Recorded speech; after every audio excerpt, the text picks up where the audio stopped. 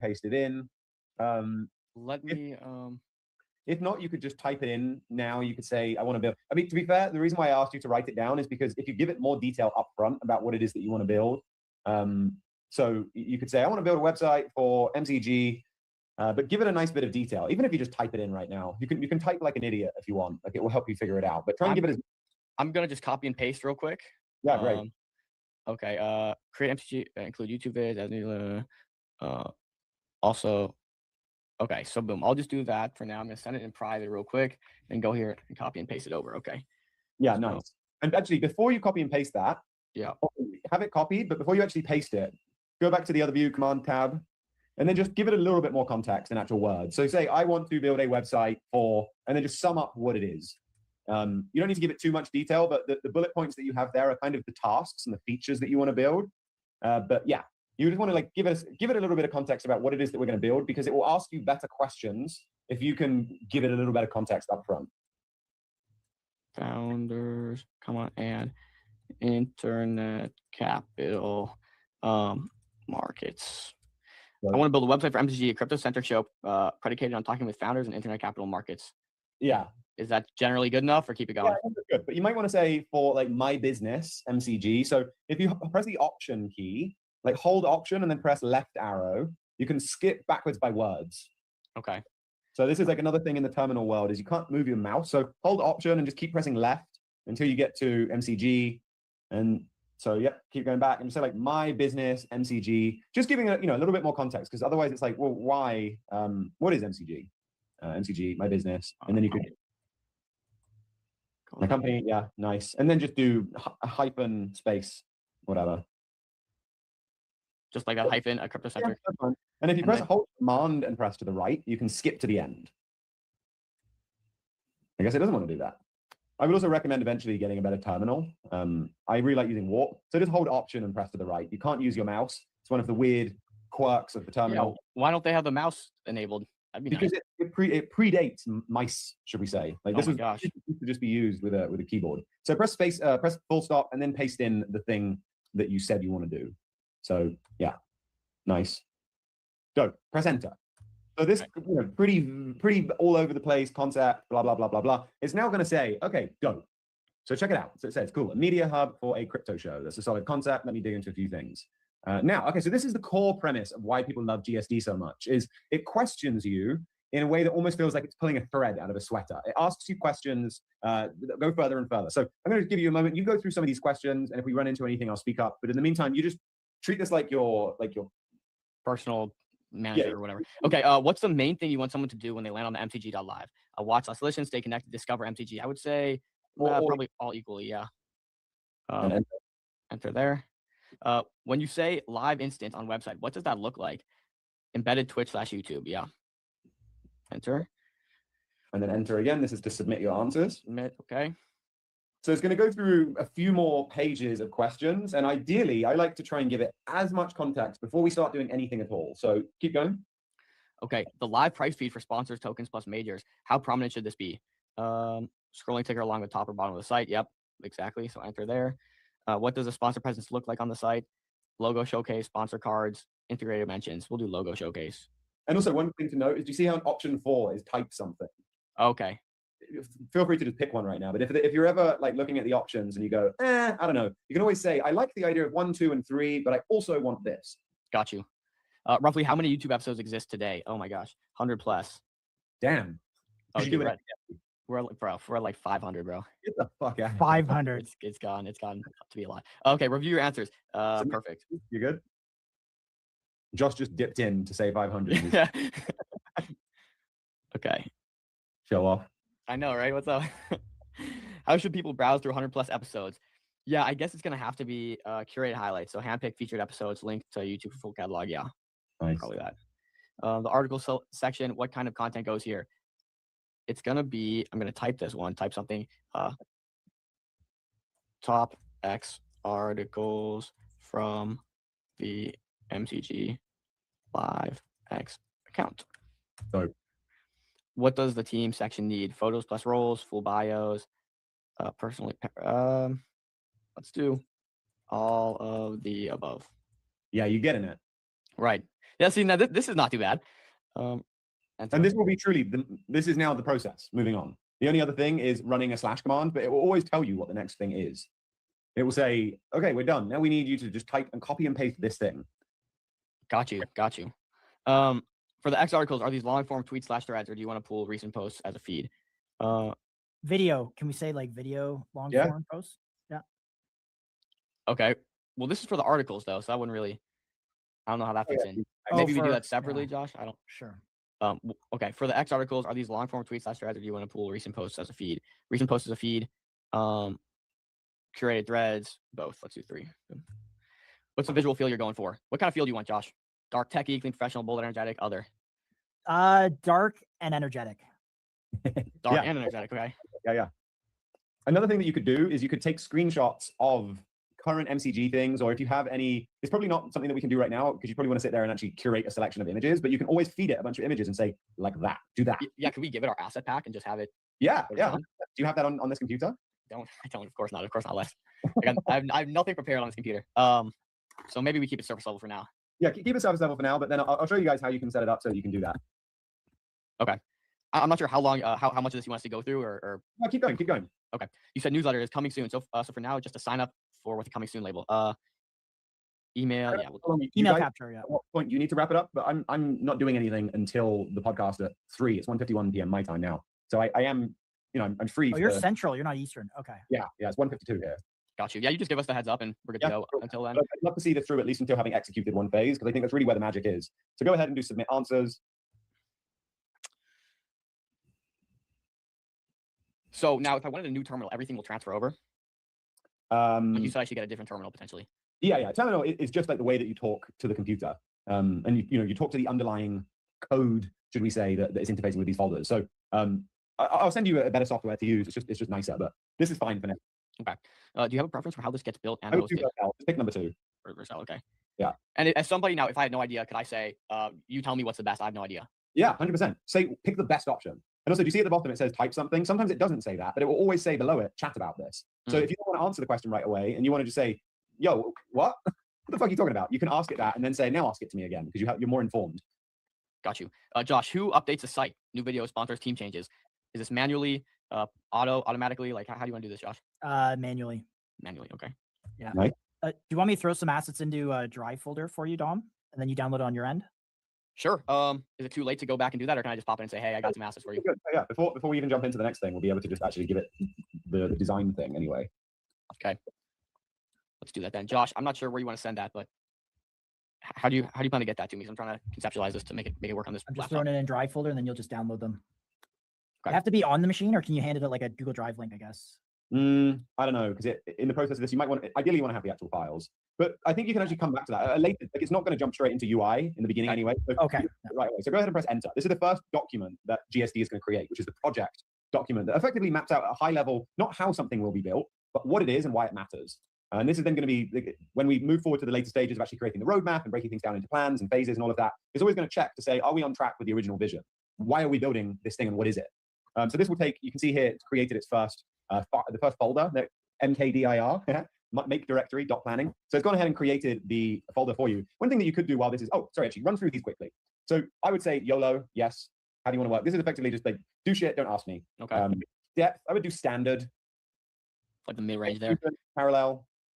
What does that mean? What does run plans and parallel mean? That means like sequential means it will do one task and it waits for it to be finished and it'll do the next one and it'll do the next one. Parallel is like, it works out, wait, is it possible to do any of these things side by side to be faster? It's the only reason it gives you that option is because GSD was originally sequential. And for anybody who's just like a masochist and wants to just sit there and waste their time, I still give them the option. Like, nice. Yeah, jump into it. So yes, recommended for committing planning, submit answers.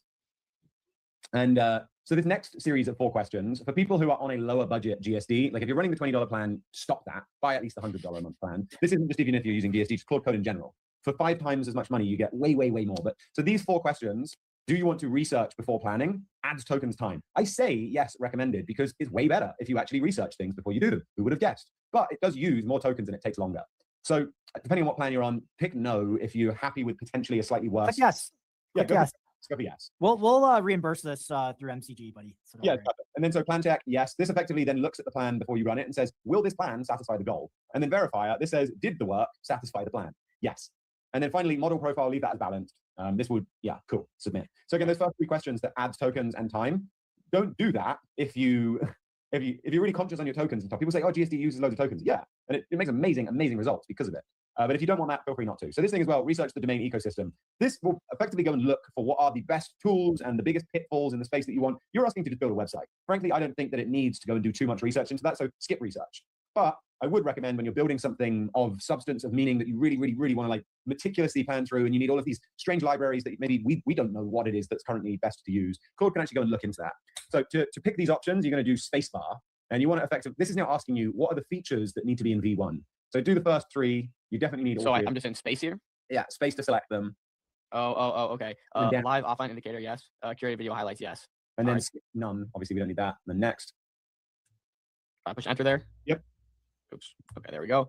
Which price ticker features are in V1? Scrolling ticker bar for sure. Sponsor token price, sure. Major crypto prices for sure. And then submit. Submit. And one of the nice things as well is this, you can just go through and do all of these. Frankly, I think you're going to want all of them anyway. So just pick the first 3 of all of them and then just keep jumping through. But what I was going to say is, a lot of the time, if you're building something that you pick none for sponsors. With just doing that. But effectively, like if you're going and building something that, I can even say myself, like I do this almost all day, every day, but I'm constantly building things that I'm like mad ignorant about the ecosystem. I don't know, not even like how to do a thing, but I don't even know what that thing needs to be the thing. You know, if you're going and building like a community website, what are the features that are absolutely necessary? That's fine. No, that covers it. Yep. So like when you're building something, like one of the things that's really helpful about that research phase that we just skipped is it launches 4 research agents at once. And one of the things that it does is it goes and does a deep dive into features in that recommended ecosystem. So it goes and looks, it's like, yep, click, yes, that's good. Oh, sorry. But it goes and looks into, if you're building a community app, if you're building a crypto wallet platform, if you're building any of these things, what are the table stakes features that would have to exist for this project to be a success? Because it's all very well saying, okay, I want to build a crypto gated community platform, and you go and build it. If Claude doesn't take the moment to actually go and figure out what exactly it is that would be needed for this project to be a success, you may end up with something which is like technically okay, but you're missing comment threading, or you're missing reactions to posts, or you're missing integrations with Phantom Wallet, whatever it is. So like I do recommend that people use the research thing that I just told you to skip. You can see right now it's spawned its first sub-agent, which is the GSD roadmapper. It's going to go look through all of the content that's already been created, all of the context that you've given it, and it's going to go and start creating a roadmap. So while we wait for that to happen, do you have VS Code installed on this computer? Let's assume no. I can search here in the Finder maybe, right? Go to the interwebs. You can do Command Tab to skip through applications. Okay. Just Google Chrome, you said? Yep. And then just go ahead and download VS Code. All right, VS Code. Download here. Yep, Visual Studio Code, download Mac, you're good. And then, yep, second one, that one. And then third option, obviously, Mac. And it'll take a little moment. Save. Okay. Double click it. Wow, that was mad fast. You said you have shitty Wi-Fi. Just download it to. Yeah, dude, is that fast? We're doing good? Yeah, that's super fast. Okay, here we go. Why does Mac do that? Like I've always wondered what the whole just put it in the damn folder. When you long hold, it opens the folder. I literally haven't used a computer in like 3 years, which is why at least 3 Close years. this little mini window. And also one of the key things on a Mac is like you can always find whatever it is that you're looking for with Command space. So close this little window. Okay. Yep, now press Command space. This is Spotlight. It's taking search for things. And now just type for VS or visual. I guess it's called visual. Visuals. Yeah, enter. Oh, there we go. And open. Okay, now press Command O to open. And now go to developer. There we go, that folder that you were just hovering over. Open. No, not that one. Double click into it and then open MCG website live or whatever it's called. Yep, double click that one and press open. Yep, now click open. Okay. It looks like there's nothing in there, but there is because they have dots. So click that trust the authors of this files in the parent folder developer above that first. Click the tab. Yeah, nice. You are the author, so you can trust it. Okay, hopefully. Now, you see where there's the red dot, yellow dot, green dot in the left-hand top corner? Yeah, like maximize, minimize, close. Don't press don't press any of those. Move your mouse like an inch to the right of it. Yeah, that empty dead space to the left. Yeah, just double click dead space. Nice. Double click. Oh, nice. Here we go. That's like a really nice, easy way to full screen without full screening any app on a Mac. Now press Command Tab and go back to Terminal. Command Tab. Yep, hold Command and then press Tab. And you're going to hold Command and press it until you get to that black one. So press Tab a few more times. Way. Go, click Approve. And that's now going to create the thing. We're almost done to get actually into this and start planning. So you will see now that if you go back to VS Code for a second, so Command Tab, you'll always remember that whatever was the last app you actually opened will be the newest one. So you see on the left-hand side, we've got the File Explorer. It says .claw and .planning. Yeah. Open up .planning. That folder is where GSD saves all of its work. Frankly, if I could go back, I would call it .gsd. Kind of a weird disconnect with .planning, but that is what it is. In here, if you click Project first, click it. Click it, and you'll see in the middle, here is all of the information that you just given, neatly structured in a way that GSD can use to understand. So it tells you what all of the things are that you want. It tells you the things that are out of scope. You don't need the newsletter sending infrastructure yet, just the email capture for now. Good stuff. Context, blah, blah, blah, blah, blah. Then click on that next file, requirements. These are all of the things that would need to be true for your desire for this project to be correct. So like the way that GSD works is it uses what I would call a goal backwards approach to planning, which is it says, okay, well, what is the main goal? For that thing to be true, how many steps backward would need to, like, what would need to be true for that to work? So for example, you said, oh, you want a live stream thing. One thing that needs to be true is a user can watch embedded live stream directly on the site. It's a simple question, but if that is not handled by the end of this project, we haven't succeeded. So finally now, click roadmap below requirements. And you can see that we've now broken down the entire build of this into phases. You can see that, look at what phase 1 actually is. Phase 1 is site foundation. So you can actually see what the specific requirements are. Site 1, Site 2, Site 3, and Site 4. Those are requirements from your requirements document. Anyway, and then final thing is click that state file below roadmap. This is the hub of GSD being able to track its own activity. So this is what's updated constantly. You can see progress is currently at 0%. We haven't done anything. If you scroll down a little bit more, you can see that there are some decisions that have been made. There are currently no blockers and concerns. There are no pending to-dos. This is basically the scratch pad where GSD will maintain its awareness of where we are in the project. So let's go back to terminal. We'll plan one phase, we'll execute it, and I think that'll be a perfect spot. It will always tell you what to do. So you can see here, it says, next up, because we're done, you could run that, copy and paste it, GSD discuss phase 1. But the problem with it is that you don't really need to give it too much context on how it is to get a website set up. I use that discuss phase thing before something that could require a little bit more of my input. So what it will do is it will say, okay, given the nature of this specific phase's goal, like price ticker, let's break down exactly how you're envisioning that, Dom. Do you want it to be monochrome? Do you want actual logos? So we don't need to do that right now. All we want to do is jump straight into planning. So you can actually just press tab right now, and press enter. I would recommend usually typing /clear. And you can see there, it says at the bottom that it's like fresh context window, but you're actually okay. It's going to handle this pretty fine. It's going to go ahead. Real quick on the bottom, I see 50% usage. Is that how many tokens I have for the day or for the plan, or how does that work? That's how many tokens you have still in your window. So still in memory. Really what would have been best practice is before you pressed tab and then did GSD plan phase, we would first run /clear, and then that 50% would have gone back down to its minimum amount, which is frankly something like 18% is minimum, just because Claude Code has so much fucking information that is loaded up in the first place. But the way that GSD works is most tasks are given to sub-agents. You can see right there, it says task. Task means effectively it's given, like Claude has given another sub-Claude the job of researching this foundational phase. So you can see the web searches it's running as it's like, okay, well, we're looking into Tailwind dark mode implementation in 2026. We're looking at web performance for websites in 2026. So this research phase, when you plan a phase, it goes and it looks into all of the things that it would need to know before it plans it. Because one thing that a lot of these AIs do is that they are so keen to please, and their knowledge cutoff is also like fucking a year ago. So they are out of date and they are super confident that they're right. So one of the things that I'm super keen on with GSD is I tell it effectively in its kind of prompt. It's like, assume that you don't know anything. Assume that like your understanding of this is out of date and wrong. So that's why we research. Like it's not just planning. It's like research before you plan. So you can see here, it's doing a few more web searches. And what it's going to do is it's going to create a file called phase 1 research. And then when it in this next sub-agent plans that phase, it will read the research. And if you had done that thing that I said, discuss phase, that creates a file called context. So that, to sum this up very nicely, let's say you get to the price ticker section, which I think is like phase 3 or 4. If you run discuss phase, it's going to ask you a bunch of questions, and it's going to effectively get super clear on all of the gray areas about like, Dom, you said you wanted a price ticker, but what do you want it to look like? What do you want the speed to be? Do you want it to go left or right? Do you want it at the top of the screen, the bottom? So it's going to take all of that, create a context file, so that when it then researches, it doesn't just research how to satisfy the goal, but how to satisfy turn into mindless vassals who now they look up to some twit instead of looking up to Thomas Jefferson or looking up to Nikola Tesla or looking up to Magellan. I mean, kids, Magellan's a lot cooler than Justin Bieber. He circumnavigated with one ship the entire planet. He was killed by wild natives before they got back to Portugal. And when they got back, there was only... But why?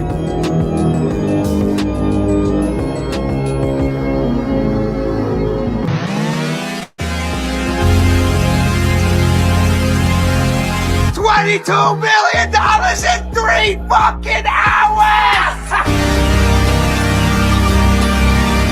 There is no nobility in poverty. I have been a rich man and I have been a poor man, and I choose rich every fucking time.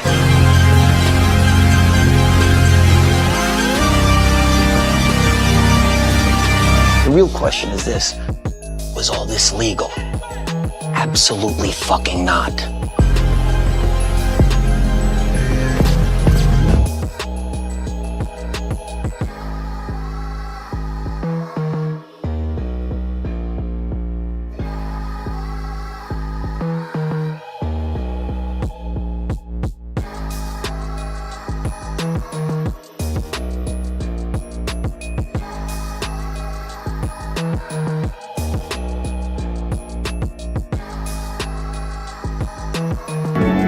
He would neither go towards the feeding grounds at the edge of the ice, nor return to the colony. Shortly afterwards, we saw him heading straight towards the mountains, some 70 kilometers away. Dr. Ainley explained that even if he caught him and brought him back to the colony, he would immediately head right back for the mountains. But why? What's your dream? To go away. To go away. That's right. Do you guys want to drink? I don't understand why everybody has to be so judgmental. I understand why mom's judgmental. I think it's because she cares partially. I think it's also partially because everyone else is looking at her like, hey, Cody's just a bum. Cody's this, Cody's that, Cody's this. Cody's me, bro. Let me be me.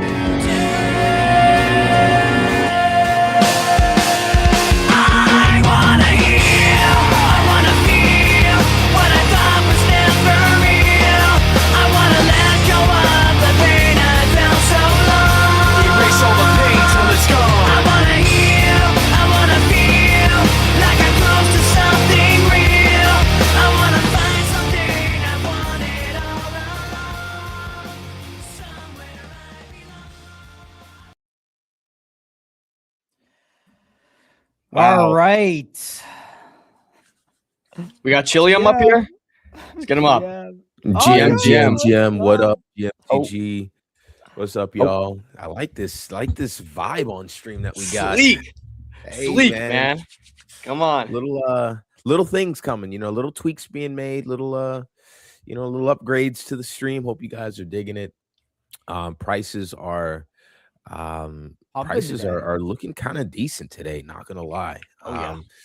Have you guys seen Anti-Hunter? We've talked about that on stream this week quite a bit. Guys, dude, boys, the on-chain is popping right now. I have an article that's about to drop, chat, that's gonna really outline the mega thesis behind this whole thing. And I can't wait to drop it. Give us the TLDR. What's the mega thesis here, dude? You can't be dropping mega thesis on us and not give us anything. So, all right, the thesis.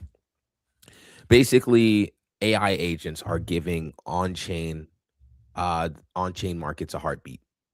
So essentially, AI agents will automate processes in such a way that markets on chain will basically have this life to it.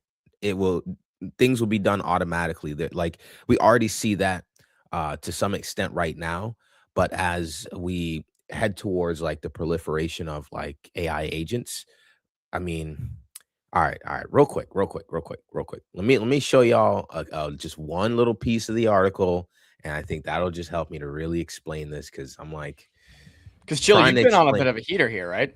I mean, you're eating up this base meta. I'm not gonna lie, boys. In my Telegram, if you're in my Telegram, if you want to be in my Telegram, just say it in chat. I can drop a link maybe at some point on my Twitter. I might end up doing that soon. I might just drop a link on the Twitter. You guys can join if you want. But basically, on February 1st, a couple weeks ago, I basically told my Telegram that I haven't been active in quite some time. I said, hey, look, I'm back. It's time to trench again. It's time to get active. Base is looking like it's hot. So let's get some plays going. And literally every single call in the Telegram has printed for the boys. Printed, absolutely. So real quick, Chill, help me understand, what kind of calls are you making? Because for like the first phase of this AI season on base, it was super like rotation friendly. It was like you're either early or you're coming late, and it's rotation, just rotation zone. Now it kind of feels like we've hit that gap where it's like we went through a little lull for like a week or two. Well, not even a week or two, like a week while Bitcoin was getting nuked. And then all of a sudden we came back, and it was kind of like .com bubble where the true ones survived. And now we're getting like time tested bids rather than rotational bids. And a few things are running like from a mil to 5 to 10 rather than 0 to 3, then 0 again. It feels like we're getting more sustained pumps this time around. And that's literally what you're right. Like that's literally what I've been saying on the timeline. Let me just close out some tabs real quick so I can actually function on this stream. Perfect. So yeah, like that's what I've been saying on the timeline. If you guys follow my content, I basically put out a thread the other day, or a tweet the other day that basically says this, and I'll share my screen real quick as well so you guys can see this tweet. But I said, really love the volume on base at the moment. Many 200 to 400% moves, charts respecting levels, better holder demographic. All you have to do is buy, hold, and wait for your thesis to play out. Versus Solana, there's a lot of JEETs, there's a lot of, hyper rotation. There's a lot of, look, like we look at things like Soul Tomato, that should be sent. That should be at 20 mil already. We look at GSD, that should be sent. That should be at 20 mil at least already. Like there are things that are happening on Solana that like, they're really great projects, but the market isn't valuing them correctly. They're sending one thing, but they're not sending the other. Like there's no rhyme or reason to it on Solana, at least not one that I can make sense of. So, and so that's why I'm attracted to base so much right now. I'm looking at these runners, and I'm looking at things like Kelly, like. Actually, let me go to the quoted tweet here that I did. Look at these levels right here, man. Look at these levels right here. You have stuff like anti-hunter, which we'll show you guys the chart here in a moment. Actually, boom, there's the chart.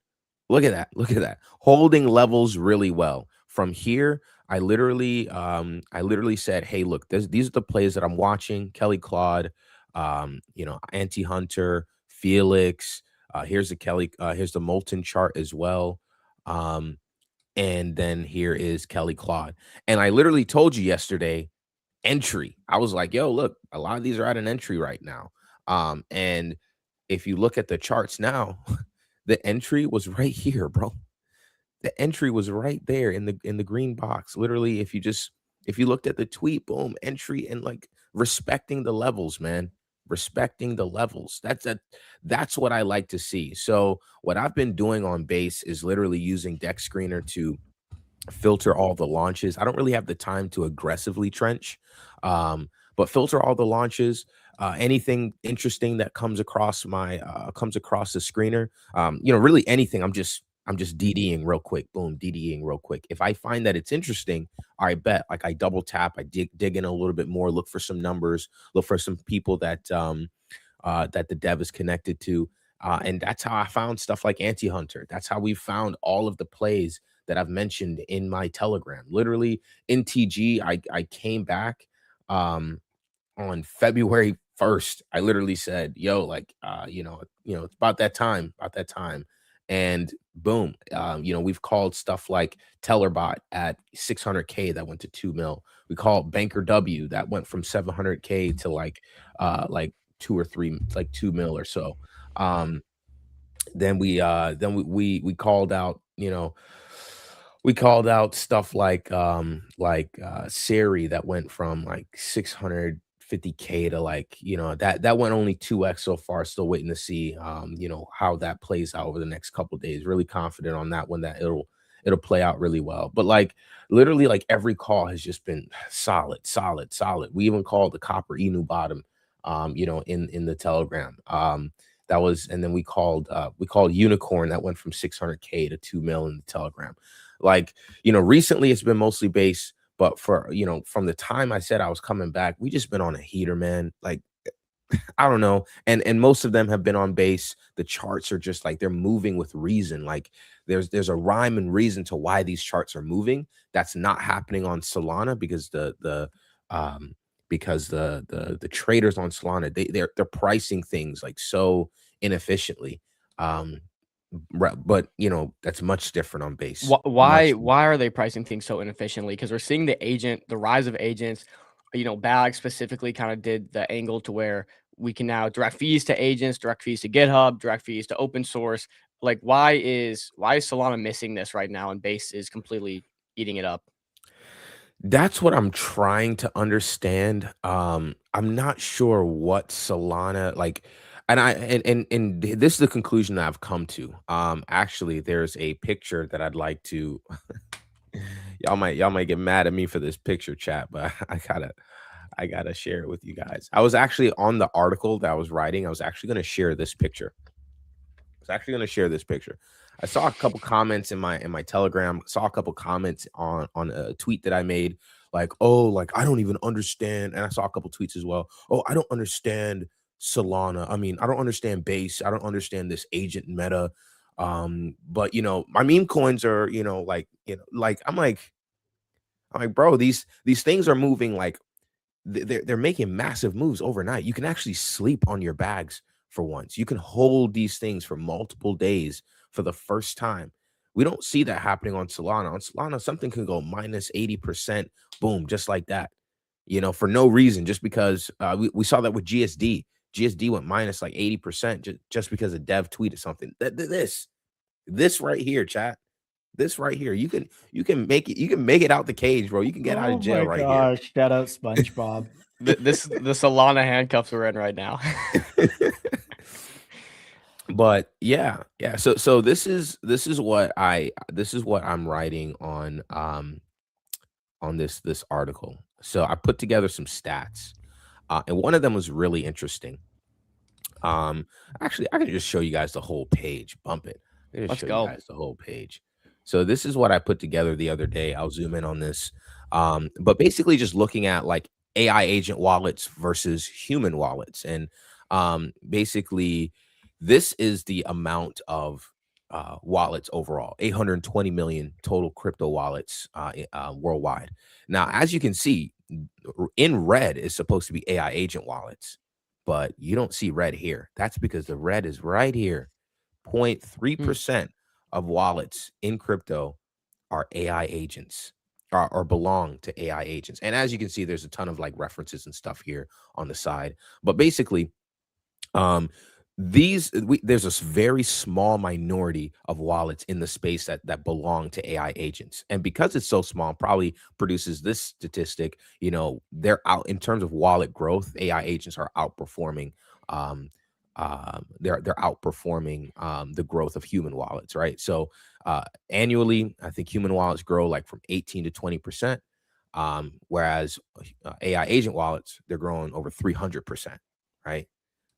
So obviously wallets are growing. Now, what's the point here? The point is that despite the growth of where is it? I actually wrote it down somewhere.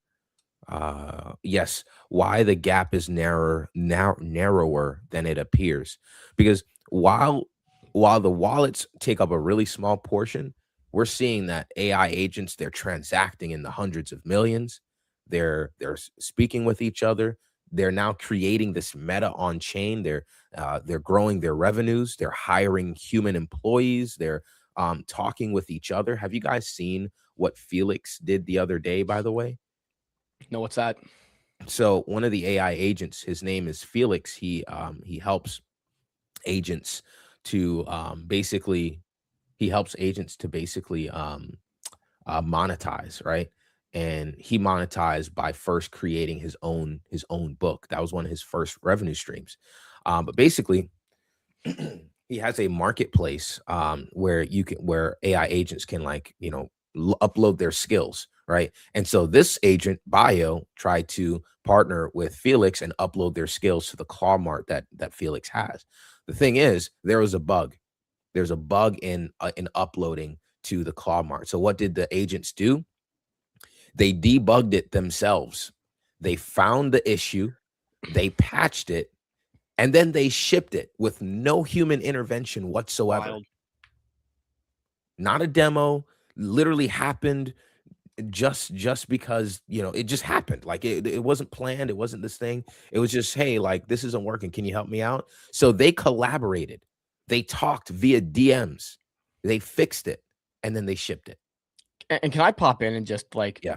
add a little thing that I think fits in perfectly? I think this is so important here. Frank put out this post that talks exactly about this. And Frank, you know, if you're not following him, you should be. He's absolutely on top of the bleeding edge when it comes to this AI stuff. But he says just this. He said it's hard to price the value creation explosion that will result from OpenCloud being open source. It's the best tech experience I've had in over a decade of using the internet. It sounds like hyperbole, but it is insane to use a piece of software that tangibly gets better as you use it. Exactly what Chill just said. I think this experience will scale to literally billions of users. The fact that it's open source, though, means that there won't be one company that necessarily dominates this. I think this is just how all new software will be made, self-improving, Clawbot-inspired agents. So at the earliest stages right now, I believe the next billion-dollar applications are being started and built right now. Again, self-improving, Clawbot-inspired agents. That's the part of this that's so mind-blowing. It's self-improving. Something comes up, there's an issue, there's a bug, it fixes itself. Wild to me. You can continue, Jill. Yeah. So, I mean, again, there's a lot happening on chain, and just this little activity, because again, keep in mind that, let me share this. Keep in mind that the total wallets within, and this is the article, this is a draft of the article, by the way. Actually, I can preview it. So, actually, let's just, yeah, but this is the draft of the article. But essentially, you know, AI agents, they're building in the building going on is you know, going crazy. As you can see, the banker API requests are going parabolic. This is just from a couple days ago. Wallet growth is going parabolic. Meanwhile, they're creating all this excitement, all this hype on chain. They're driving all of these gains that are happening on base right now. Yet they only make up a small percentage of the wallets on chain, right? But what happens, like my question in this article also is like, what happens when these wallets start to make up 1%, 5%? What happens when AI agents start trading, launching coins, you know, doing bounties to make money? Like the Fetch AI CEO, he basically said that where we are with AI agents is where websites were in 1994. So if this is the early innings of what we're seeing on chain, and if and really the crux of this whole article, and I haven't finished it, I'll finish it this afternoon, probably post it tomorrow. But the crux of this article is saying this is all so early, but it's happening with Banker at the core. It's happening on base, and maybe it comes to Solana. Maybe there's some tech that's being built on Solana. I like what Blowfish is doing. They're an agentic launch pad on Solana, and I think they're backed by Meteora. They're backed by Solana as well. So we got to get them on. Yeah. I'm actually working on that, by the way. I'm in touch with Austin. But yeah, so like, you know, we're seeing the early innings of this happening, but it's on base. And because people are in, you know, the Solana cage or the Solana trenches, they don't want to bridge. They want to just, you know, do something different, versus like these are PvE runners, bro. Like Kelly Claude, you know, Felix is literally at a buy zone right now. But if this is just the early innings, and I talked about, you know, basically agents, they need to make money to survive. Like, what is the ripple effect on chain, right? What happens when these things start to play out on chain? You know, if it's leading to, you know, these massive gains now, imagine, you know, where it leads here when these things start to, you know, become more and more. I want to share this clip because this was from the Lex Friedman podcast yesterday. And this is the OpenClaw founder, Peter Steinberg. So here's him talking about what we're doing around claiming fees. It's a very interesting subculture. Like there's like Bags app, and then they tokenize everything. And they all try me to claim the fees. It's good to be alive. Yeah, and anything that creates emotion and feelings is good. Even so maybe even the crypto people are good because they definitely created emotions. Maybe the crypto people are good because they created the emotions. Look, So- the fact that Bags App is being mentioned on a Lex podcast is Bags App, AI agents claiming fees. Like the fact that this is entering sort of like mainstream mindshare, that's huge. That's huge. And this is only the beginning because again, these agents are autonomous. One thing that I was talking about, which I'll also include in the article, is agents will have their own, they have skin in the game, right? Like they have to survive. They have to like, they have to generate revenue. They have to make money. So like, what are they going to do? Are they going to trade tokens? Are they going to launch tokens? Are they going to just create, real companies? Like there's so much that can be done. We don't know what they'll do exactly, but what we do know, it's already generating attention and interest outside of our space. That's like, that's the signal. And for context on that last clip too, he completely was trashing Bags for what it's worth. Like, word, dang. Was he? Yeah. If you watch the full interview, he basically just says, he's never going to claim fees. Basically, a bunch of crypto bros just came at him and like were yelling at him trying to claim fees, and it's not it's not a good note on Bags. But again, like I guess all publicity is good publicity. So I did watch half the interview, but I didn't see this part of it. But yeah, I think we gotta, within context. I mean, look, the founders like this, and we've heard from many of them, they get screamed at, and it's kind of like that's the negative side of it. But at the end of the day, he's burning $20,000 a month, is what he said, 10 to 20K, and this is open source development. So we have to give credit where credit is due. Whether Bags or Banker started it is irrelevant. It's the fact that it's happening is pretty cool. Yeah. I think though the big note there too to take away is, he said it, the crypto culture, and Lex said it as well, is just way too toxic. It's so toxic. They scream at you to claim fees. They try to tell you what to do with your product. And that's was kind of his message around the whole thing. But Frank has this post again. You should be following Frank. Crazy when you look at the GitHub stars for OpenClaw. Just look at this. In 2026, OpenClaw came out. It's already reached 190,000 GitHub stars. When you look at stuff like Microsoft VS Code, which I downloaded yesterday, of course, I'm learning about this in real time. Microsoft VS Code is a terminal.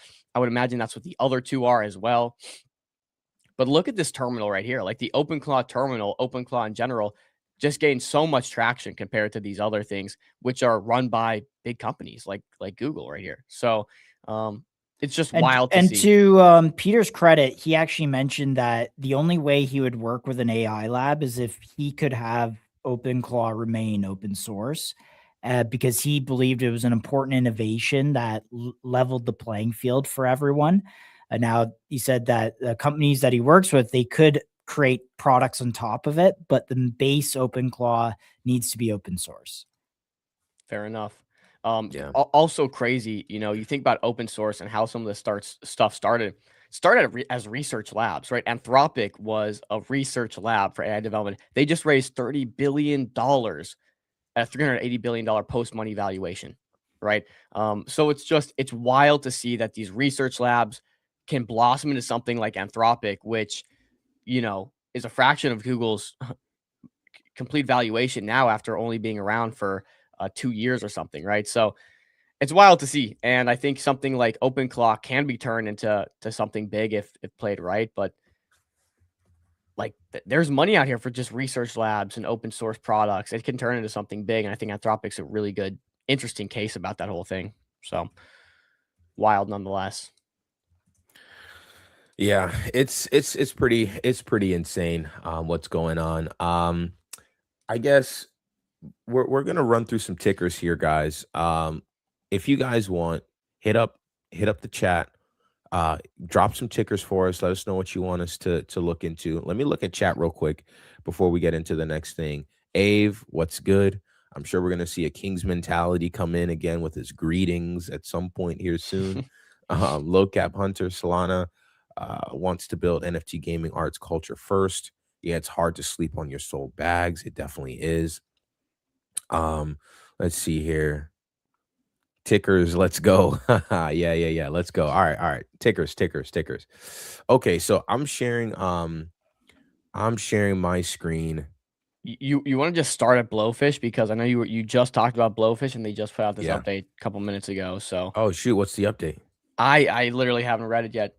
Let's do Blowfish it. major update. Blowfish agent API is live. Your AI agent can now launch tokens on Solana, authenticate with wallet, deploy via Meteor DBC, and claim fees.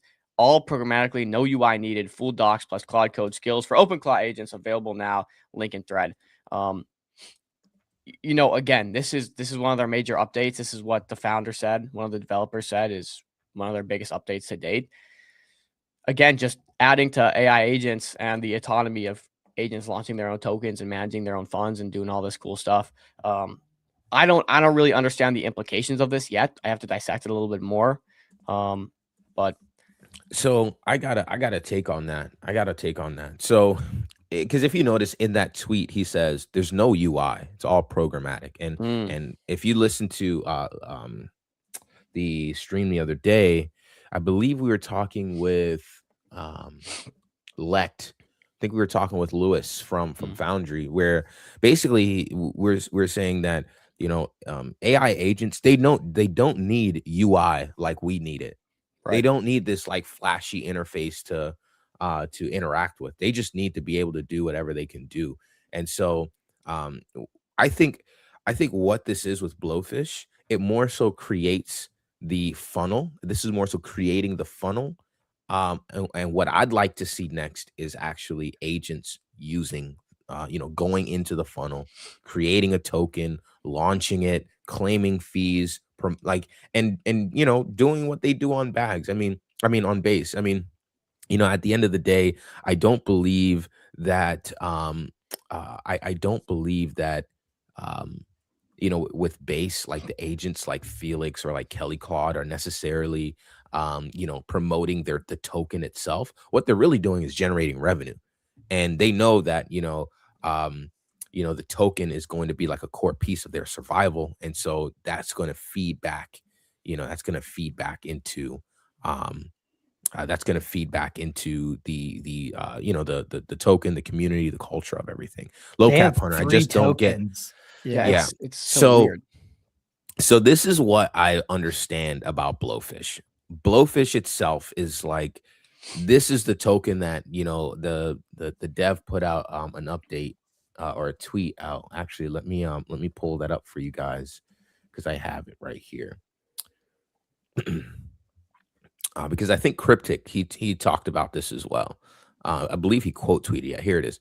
So Cryptic basically like, I'm very new to Blowfish. Literally just happened to discover it, just before the stream here today. I mean, we've talked about it on stream before, but really looking into it, finding out that there are 3 tokens, etc.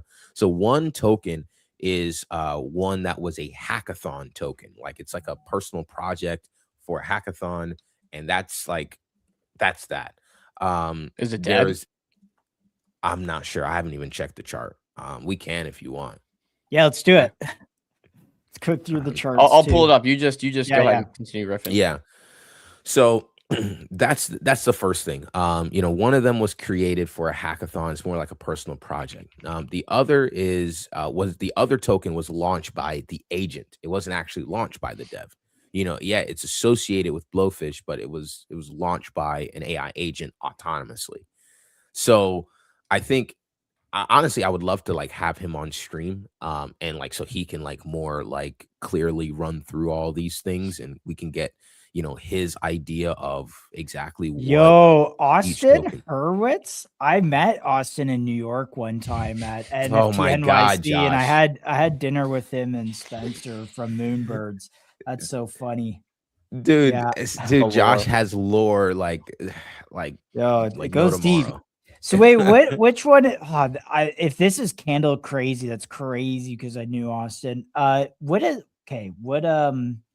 the official platform token? Is Blowfish, right? Yes. So as you can see, Okay. as you can see here, he basically says, Blowfish is our agent token launcher, which we built because we know agents don't just need tokens; they need attention. And he also says that it's it's core to our roadmap moving forward. Blowfish is a core piece of the roadmap. 20% of the fees we generate will be used to buy back and burn Blowfish. So yeah, Prism is the hackathon one, right? I believe. Well, yeah, yeah. That's what it says. Which here. is dead. Yeah, Soul and Prism. G-Boy is what the agent launched, right? I believe so. Let me see here. I want to see if he clarifies it in this post. G-Boy is also like price action is horrendous.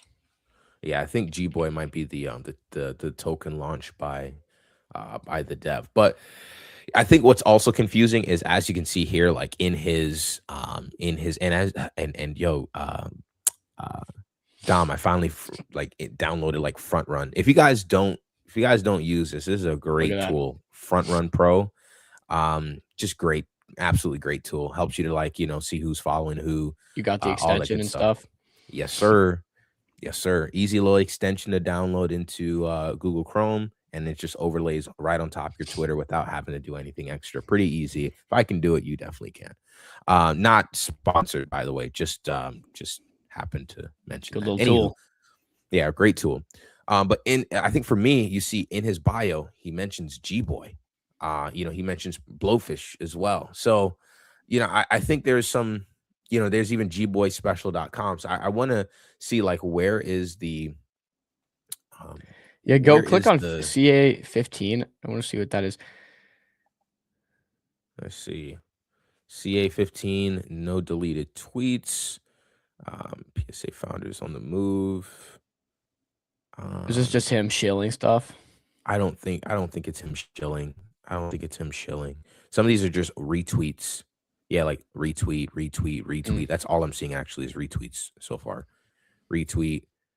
This GM was about Blowfish specifically. He's anonymous too, is that right? Or is he I believe so.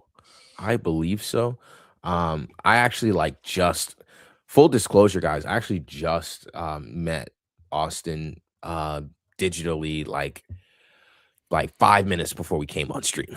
So I know I was kind of reading up a little bit about Blowfish, and I'm like, all right, well, let me talk to this guy. Maybe we can get him on the show. But I'm not in the know or anything like that on this. Yeah, we'd love to get him on the show, but man, he's making a tough case for himself here with the 15 CAs tweeted, the 3 tokens, the anonymity. Can we look at some of these charts? Let's pull up let's pull up Blowfish. Like if you want to pull up Blowfish, let's do that one because G-Boy and yeah, man, this guy dead. Worked for Doodles. Like he's been around, man. Head of strategy there.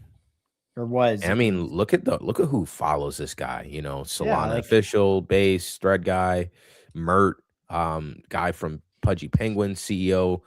Frank D. Gods, we were just talking about him. Oh, shoot, the guy at Blockworks follows him. That's cool. Kraken, OpenSea.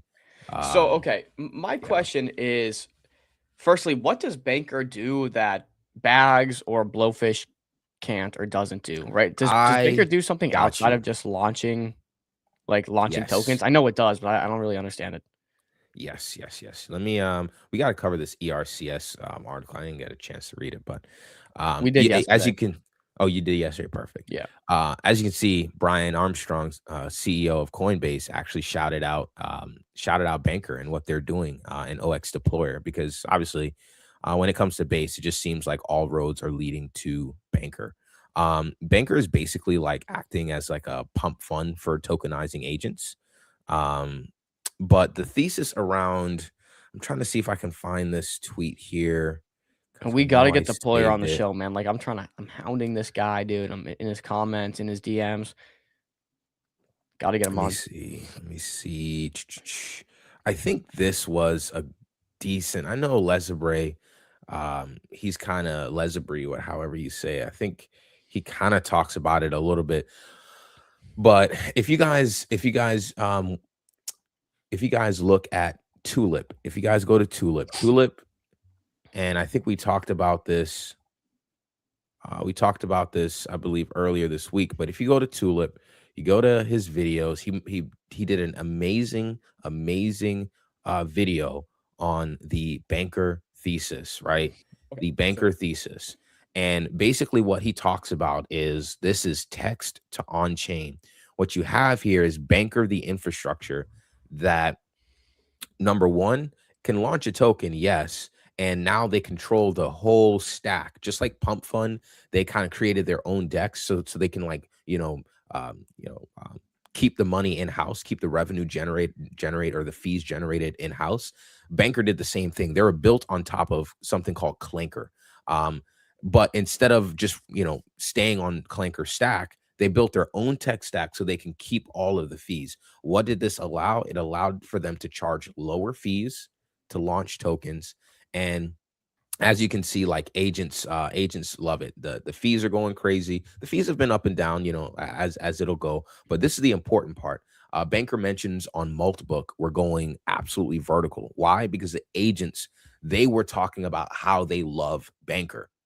The agents themselves love the tool. So that's why you see the API requests going crazy for Banker. Now, that's the API requests, as you can see there, going parabolic. And essentially, what we see here later on in the video is he mentions multiple things like the vesting schedules and stuff like that. And this is the important part. So listen to this part. If you don't understand Banker, this is what you need to understand. So the vesting schedule that was created was basically mimicking the TradFi 10b51 plan. So basically, it creates this traditional way of, allowing tokens to be vested to devs of the agent. Now, what this highlights is that Banker can translate text to on-chain activity. So it can say, you can say, hey, Banker, like, buy me this many tokens, or you can even tell it to DCA at these prices, or you can tell it to lock tokens, vest them over a certain period, or what have you, launch tokens with, this name or whatever. So it translates text to on-chain. And I'll send that to you in the private chat as well, Dom. I got to give that a watch. It translates text to on-chain execution. And what he was comparing this to later on in the video was Privy, and Stripe's acquisition of Privy, because Privy, allows basically you to plug into any website, right? And it allows you to use, Google or whatever wallets or whatever to basically, like, create an account on any website. It makes it really easy for, Web3 natives or, for Web3 products to just kind of include Privy, and allows easy access, right? So he was saying, why didn't Stripe just create a Privy like product? It's because Stripe doesn't have the moat on the technology. What if they create it and there's some security breach that happens due to the tech that they had, right? Like what's going on? Like, what's the risk of something going wrong if they create it themselves? There's a lot of risk. So instead of taking that risk on themselves, what they'll use is an infrastructure that they know works, and they know has near zero or at zero mistakes made, right? That's why Stripe acquired Privy. So what he did was he made the comparison of Banker, because Banker essentially is a text to on-chain, like it really it turns text into on-chain execution, and it does that at low or zero mistake, zero mistakes. There's low risk to the technology actually not working, and the AI agents love it. The fees are competitive, and it's easy to build with, and so everything around the technology, around the users, aka the AI agents, they love it. The moat, fees, easy to build on, prolific dev, goated dev, ships fast, things of that nature. So that's the second. And then the low to no mistakes made, because we see that, he basically points out that, LLMs, they hallucinate addresses, they leak seed phrases from those that create the agent, from the devs of the agent. Like there's clear security risk. But as you can see here, OX Deployer says if you're building an agent to do swaps, use Banker API to save yourself from the agent hallucinating characters. So in other words, you don't want your agent, you're telling your agent, hey, send this amount of money to this amount of address. What if it gets one letter wrong of the wallet address? What if it gets one figure wrong of the the amount that you're trying to send? Those mistakes happen, but they don't happen on Banker. That's the moat. The execution from text to on-chain is literally at zero or very low risk or very low mistakes made. And that's the whole point that he's trying to make throughout this video. And he kind of goes through a few other things, but at the essence of it, Banker is at the core. And he basically shows here that, even the agents that are building autonomously, they create a wallet with Banker. Literally, Banker is the core of this entire meta. And that's something that I'll be bringing out in the article that I'm writing as well, because I think a lot of people, they just look at Banker as this, oh, well, it's just a token launcher on X, no different than like LaunchCoin, for example. Like, oh yeah, launch a token using a tweet on Twitter. But really underneath that is this whole layer of execution. And there's a word for it that used to be really popular on ETH-DOM. I don't know if you remember, but it's this this layer of text to on-chain execution. I forget. I'm not picking it up. Yeah. I'm blanking on the word, but it's some level of, there's automation there. There's moat there. There's a lot of interesting stuff going on there. So that's the Banker thesis for you. But yeah, we can run through tickers and stuff like that. What you guys? Dude, Duster says seeing a lot of agents make trades through X. I think Adhender bought Bio through a tweet to Banker. Okay. Oh, okay.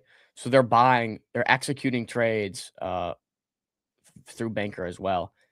There's a 5-minute market that popped up, like a prediction market for Bitcoin, 5-minute prediction market, and these bots are like cooking off of it. I've seen some bots really run it up. Of course, some have to lose for some to win, but it is interesting watching these bots execute trades. So if they're doing that through Banker, it's interesting.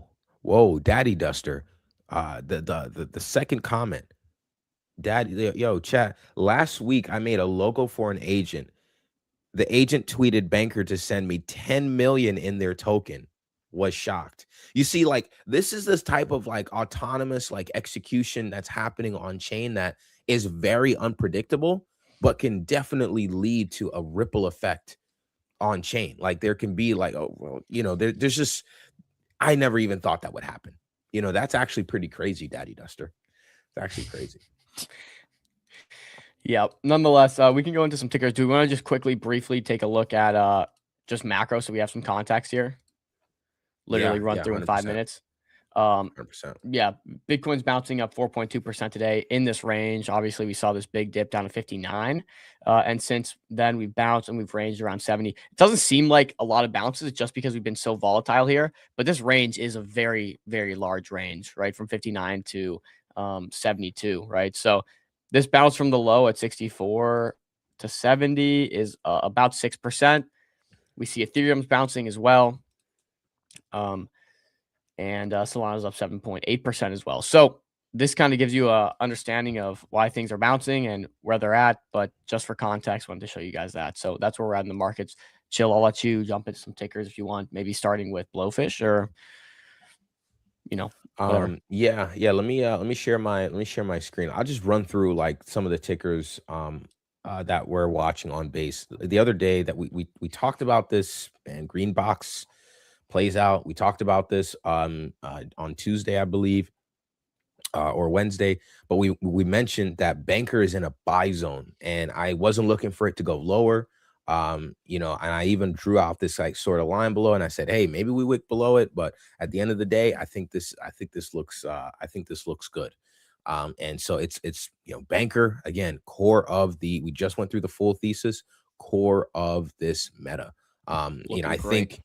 I think there's a Banker-like platform that could show up on Solana to kind of, see if they can compete. But as it stands, the moat is with Banker, and Banker is on base, and that's where all the action is right now. So that's why you guys see me in my Telegram. We're talking about base. Some of my tweets, we're talking about base. And very soon, I'll probably start, talking about some tickers as well on base. Probably, imminently, today, tomorrow, who knows? So stay tuned. But that's Banker. Another one that looks really good, Kelly Claude. This is actually just as we started stream. It was just at like 10 mil, and actually like made a nice little move up here just a little bit ago. So I really like how Kelly Claude is looking. This is one way to look at Kelly Claude, but here's another way that just kind of keeps things simple. This is what I wanted to show you guys. Bang. It's just this stair step, right? Just this stair step of and this was operating in this range. So just a stair step, right? We broke below this like key level here. Boom. We're back in a range, building up liquidity there. Bang. We're popped up above the range. We're holding. And now we're probably going to head to like 20 mil, 25 mil within the next couple of days. That's what you call like the staircase that happens with some of these tokens. And Kelly Claude is looking like it'll be like pretty much a meta leader here on base. Another one, man, that thing just grinded up to 13 million. That's crazy. Dude, it's gonna keep grinding in my opinion. Yeah, and I think Kelly Claude. So just in case you guys don't know what Kelly Claude is, it's basically this sort of like app factory. And I have a thesis on this one that I can pull up and share with you guys real quick, just in case you guys don't know what Kelly Claude is. And here is thesis here. Kelly Claude will be the first fully autonomous black box money printer that validates the Banker compute transaction fee sync model and creates edge that VC could never capture. And basically Yuki, he actually has another post as well. And this is like the super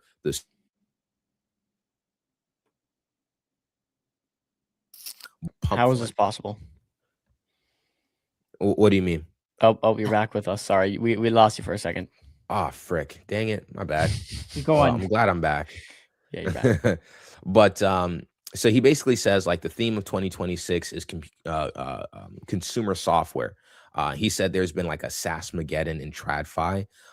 But he makes the comparison that meme coins are $150 billion market cap. Meanwhile, consumer apps are $15 trillion market cap.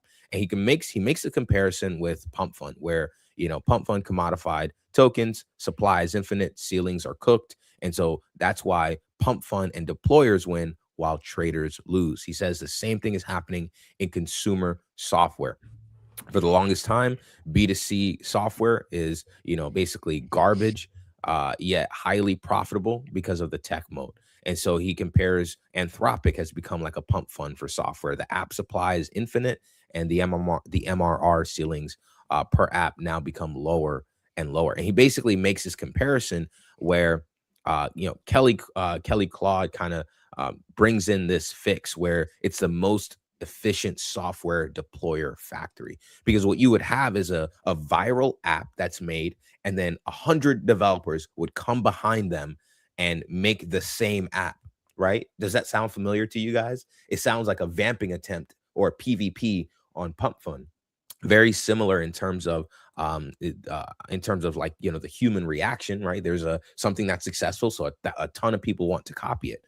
And so that's basically like what Kelly Claude does.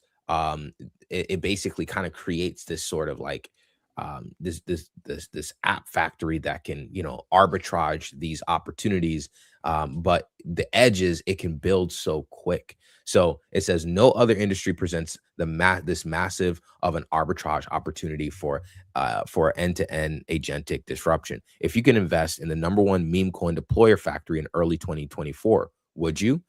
And he makes a comparison. Software commodification is the theme of this year. This is an incredibly asymmetric bet to capture this value. So essentially what he's saying, to explain it in Solana Pump Fund Trencher, you can invest in a prolific deployer of tokens that can deploy fast. They can act quick. They can be the first to deploy. And they can do that repeatedly, and they're already making money off of it. And that's what we've seen happen on Pump Fund. We've seen deployers just deploy tokens, and they're really the one raking in all of these fees. It's the same kind of like setup happening with Kelly Claude. They're deploying apps that are, apps that are great, apps that are winning, and they're able to do that quickly, and they can be early to that trend. So they're the most efficient software deployer, and they're already making money. So the proof of concept is there. So that is the kind of Kelly Claude. I think the question though becomes, okay, well, anyone can create any software. Like the idea guy is now more powerful than ever in the past, but you still need the distribution. And like that, it trickles down to what's the most valuable thing now? Well, distribution is the most valuable thing because anyone can create anything. How can you get into someone's hands? And why do people want to use your product over the next person's product? Right. So if you have call it a dev shop, right? Kelly Claude is basically a dev shop where it just pumps out apps. How do you get distribution on these apps? Is it your relationships? Is it because you were like first to do it, first mover advantage? Like that's the question, you need to figure out. So what if very, very, man, Dom is always on it. What if I told you that Kelly Claude is not only an app factory? What if I told you it's also created a marketing factory as well, to not only create its apps, but also create marketing funnels to promote its apps, right? What if I told you that? So there is actually a post on this. And I think this came straight from the Kelly Claude. Here we go. First marketing factory subset will be influencer marketing, building and testing, and an end-to-end fully autonomous executable process to go from I have this product and here's my budget to dollars in the account. And this guy, his name is Yuki. He does like there's a lot here that he likes to dig into, and he's on top of the Kelly Claude thesis. Majority that he says one reason I'm convicted Kelly Claude is the dirty secret of B2C apps is most don't even work. Majority of that print just sends you through a sales funnel of questions in the guise of customization, then hard paywall you. That's why it's infinitely scalable. You're pretty much just scaling the same sales funnels applied to different niches. Imagine how rapidly you can vamp the entire iOS web app ecosystem by just pumping compute into the black box money printer that is Kelly Claude. E.g., it makes 100K per month from spamming TikToks to the app. The fact that these apps make any money is a massive market inefficiency. Kelly Claude expedites their path to zero, much like Pump Fund did with memes. Crazy, right? Crazy. So that's the whole thing. That's the whole thesis behind Kelly Claude. They're an app factory, but Kelly Claude has also created a marketing funnel to push all of the apps that they create. And that can lead to mind share outside of crypto, because they're pushing to, sort of your non-CT normies on TikTok, for example. And so that's why you see this excitement happening around Kelly Claude. And the app factory runs 24/7, and so does the marketing factory as well. It's basically an army of AI agents that kind of orchestrate this pipeline, and it just continues to run. Because remember, Kelly Claude hires they hire their own AI agents, and sometimes their own real world humans to kind of push these apps. But yeah, created their own marketing funnel to push their apps, the apps that they create. That's a huge thing, all done autonomously. Cryptor, check out Atlas Forge AI generative art. Yes. You lost me at generative art, bro. You lost me at generative art. Atlas is actually like one of like the it's turning into anyway like one of the top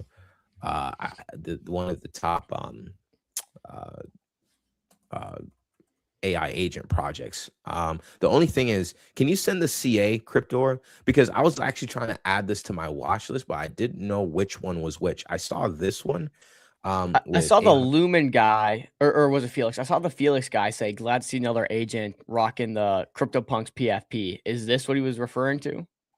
I guess. I'm not sure. But yeah, like there's so much happening like every day in AI agents. Like it's honestly really hard to keep up with.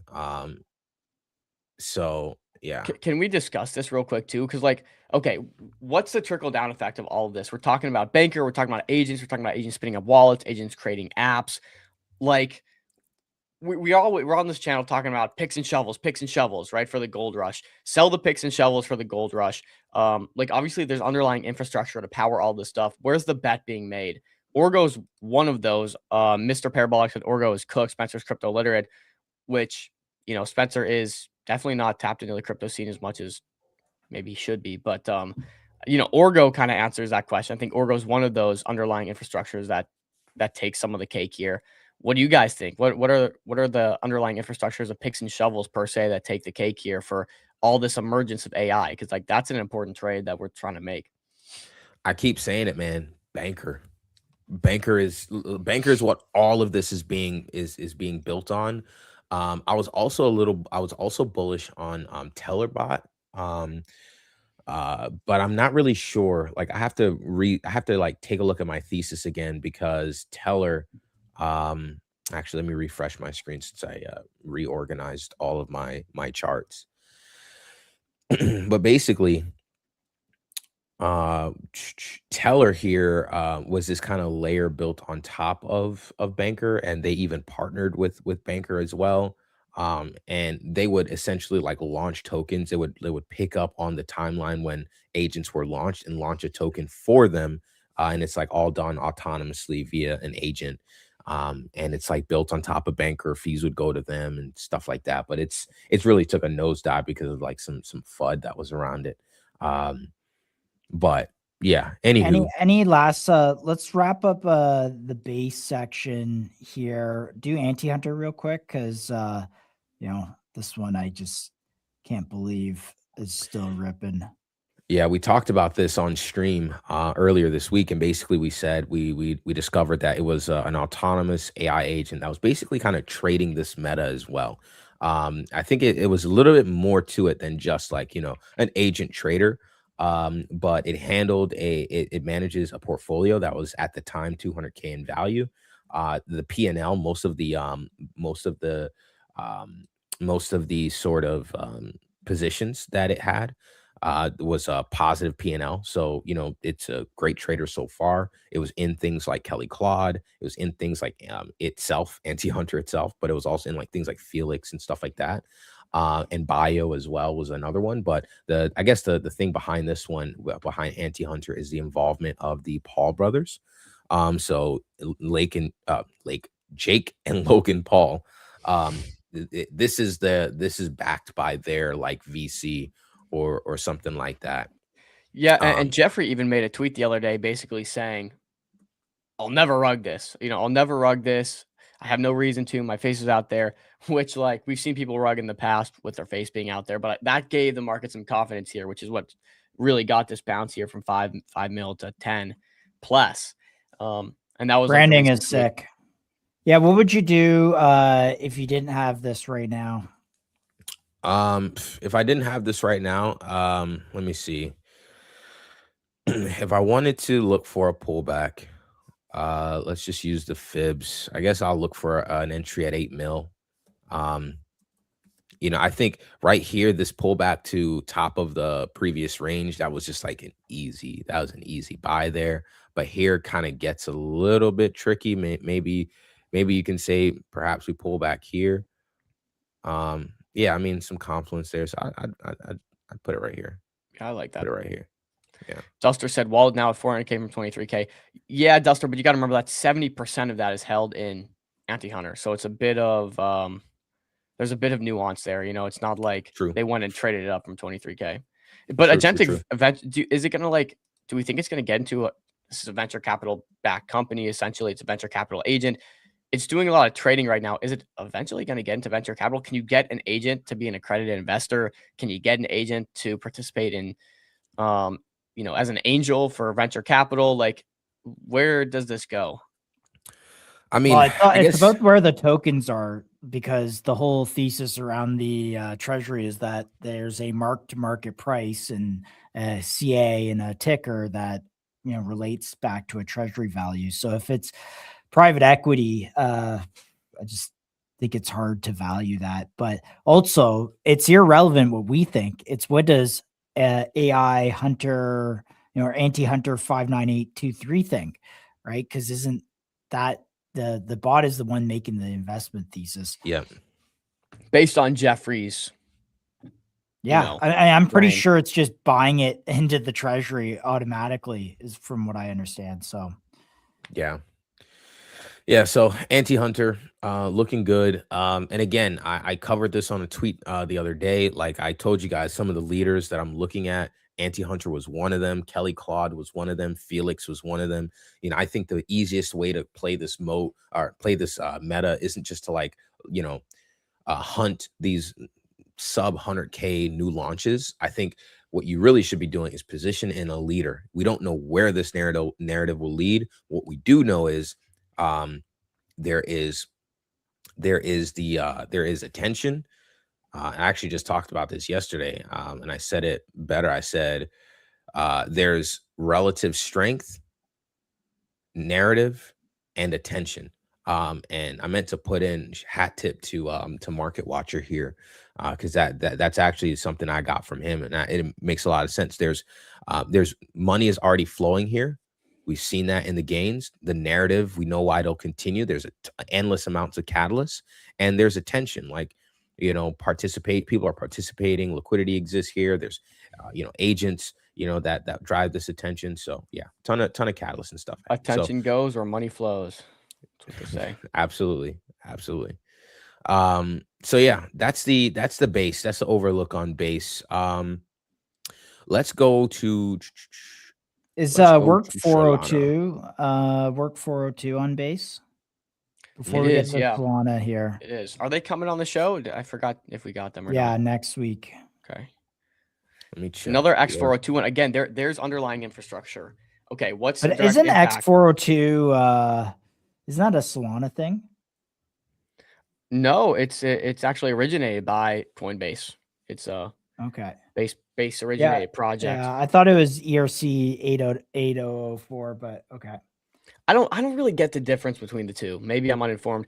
Despite talking to many X402 and ERC 8004 yeah, projects, 8004 is an Ethereum standard, but anyways, yeah, we'll maybe ask him. So I think X402 is payments. 8004 has something to do with identity. Okay. I think that's what that is. Well, 8004 would be the smart contract functions. Those are the actual functions to call an Ethereum smart contract. So. And this was launched on Virtuals, which is interesting to take note of. I think they're doing a hackathon. They put out some really slop. Honestly, it was a terrible video on the Virtuals account for a hackathon they're doing. And I think, this is obviously on Virtuals. So I'm wondering if this is competing in the hackathon or what that looks like. Maybe we see more launches on Virtuals. So if you guys have your Axiom up, make sure you take on Virtuals because there's clearly some good stuff coming out of it. But for X402, I think directly feeds into this narrative of agent-to-agent payments. We saw on TVPN the other day, I forget who it was, but they were talking about, well, these agents aren't going to have credit cards. They're not going to have bank accounts. They're just going to have crypto wallets. And you don't think so? Nah. Felix and Kelly Claude, they already have, or it's one of the agents on base. They already have their own bank account. I'm pretty sure it's Kelly Claude. They have their own bank account. They have a credit card. They can buy stuff in the real world. Yeah, it's wild. I guess the agent to agent payments would be more of the part that uses that was in reference to agent payments. But that's wild nonetheless. Yeah, because how can what's credit card just have a credit score? Well, it'd need a human. No bank is issuing that, but there might be some APIs they come up with. But what's an area if you don't own any of these charts? Let's put some boxes, golden boxes, green boxes. It's so funny because base is so different than Solana. You just see these charts. It really is walking up. Taking the staircase up. In Solana, it's like 80% pullback. You're hitting the extreme. Here, it's like, what is this market structure? Is there just so much extraction on Solana that's the reason, and base has trader mentality versus holder mentality?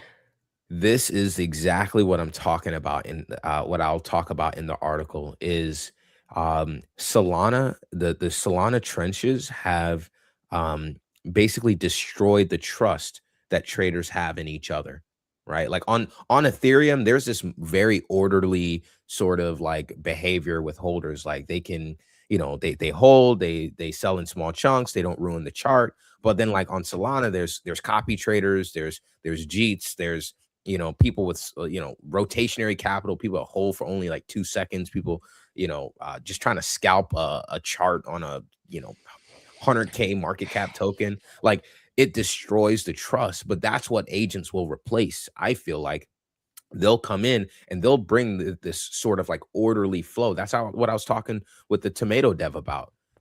Agents, they don't respond to things like fear and greed. They don't carry human emotion. They just come in and they do what they do with the only desire to survive. Yeah. Right. So yeah, I think it's the gambling culture Solana's just cultivated, bro. It's terrible. We've been saying it literally since we came to Solana. I think it's been one of the biggest things we said. It's just like, man, I hate it here. I actually hate it here because these traders suck. I think the Ethereum guys typically trade much more for long-term holds and innovation focused, whereas the Solana guys trade much more PvP. Well, they now have something to attention trade. focused. There was a long time that Ethereum was pretty toast, to be honest Yeah. with you. Like all of last year, like there was some narratives, but last 2 years, I'd say even. Yeah, no, I definitely think that overall, like Solana is the place to trade. I mean, you just have to deal with the environment, that trading environment with those holders. So, but you bring all these. This is a valid fact here. Is the speed of launch and execution of automation has made Solana really tough, and no one seems to have a sniping solution. Everyone bundles it up, and yeah. All right, we do got to move on though, because we are a Solana focus show, and we do want the best for Solana. So there's got to be opportunities. We're a trader focus show. We are a trader focus show. We are a trader focus show. No doubt. We're a making money focus show. Type. Let me see here. Let's look at let's just go from top down. Let's look at Loria here. Let's see what that's been doing lately. I want to say Loria came back down to the 0.786, the area where most people kind of say that it's dead. Yeah, sort of kind of broke below it a little bit. You can even say it rejected from it here. But yeah, I mean, at the same time, let me see. Let's look at the 12-hour higher time frame. So it's kind of like in an area with I think this is a buy zone for. Yeah, I think this is a buy zone here. I bought some of this yesterday at 3 mil. Yeah, that's a good buy. Yeah. Yeah, it's a good buy zone right there. I mean, if so you're kind of like playing here that Andy Aries going to do some with this. If he does any tweet or anything, or even just keeps going, it's gonna be it's gonna rip. Like this will go to 3 mil, in my opinion. Yeah, this could bring the attention back to Solana right here. If this single-handedly could bring the attention back to Solana. Yeah, 100%. Yeah, Loria, I like the setup here on Loria. I mean, as far as like R&R is concerned, like you have you still have downside, obviously, but in terms of like invalidation, very, very clean setup. You have white line, which is old all-time high zone, green box, also all-time high zone. And you close below here and can't make it above, like that's clear invalidation. But the R&R so it is pretty good. So if I'm charting this out as if it were like a leverage position, like invalidation be below here and upside. Tight. You're running that tight. Yeah, I mean these are the kind of setups that I like though. When the invalidation is super clear, really easy to see. There's you can even say like down here, you can even put it a little bit below the wick. So in case we test the wick, we're at least still in the trade. The stop loss keeps us in the trade. But if you say, hey, look, I'm gonna buy right here, or even set a limit order for 2.7 mil, and just, you know, see if it runs. Watch me make a falling wedge out of this. Nah, let me stop. Chill goes goblin mode for those fallen wedges here. Yo, for real. That's Falling what wedge, falling show? Yeah, what show is that? I have no All idea. right, I don't even know. DGen Capital. Let's do GSD because this is getting a shout out. So also let's be clear with Loria. Nobody has any clue what he's building.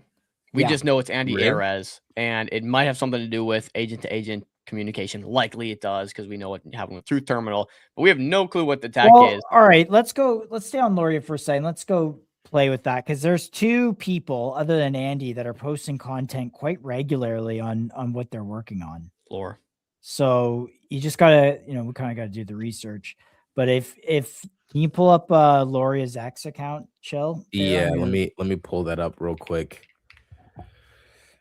And just go to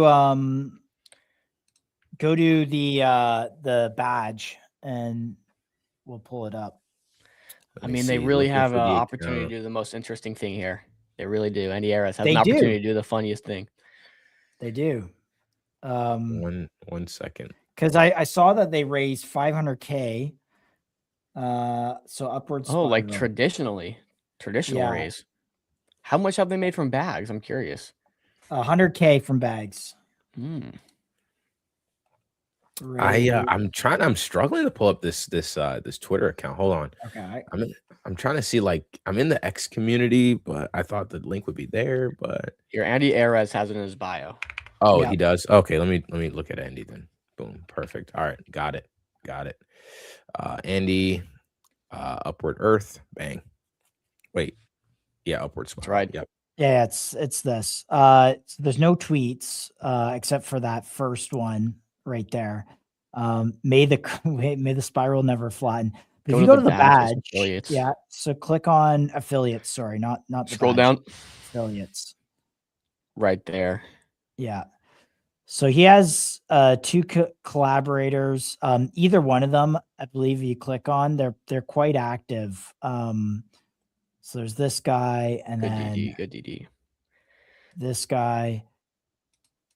Also, yeah, guys, we'll get the Prism guys on. We got some pushback for like saying they're on our schedule one time, but we'll give them the fair trial. You know, give them the Yeah, fair I mean chance his to try. tokens performed pretty well. So Yeah.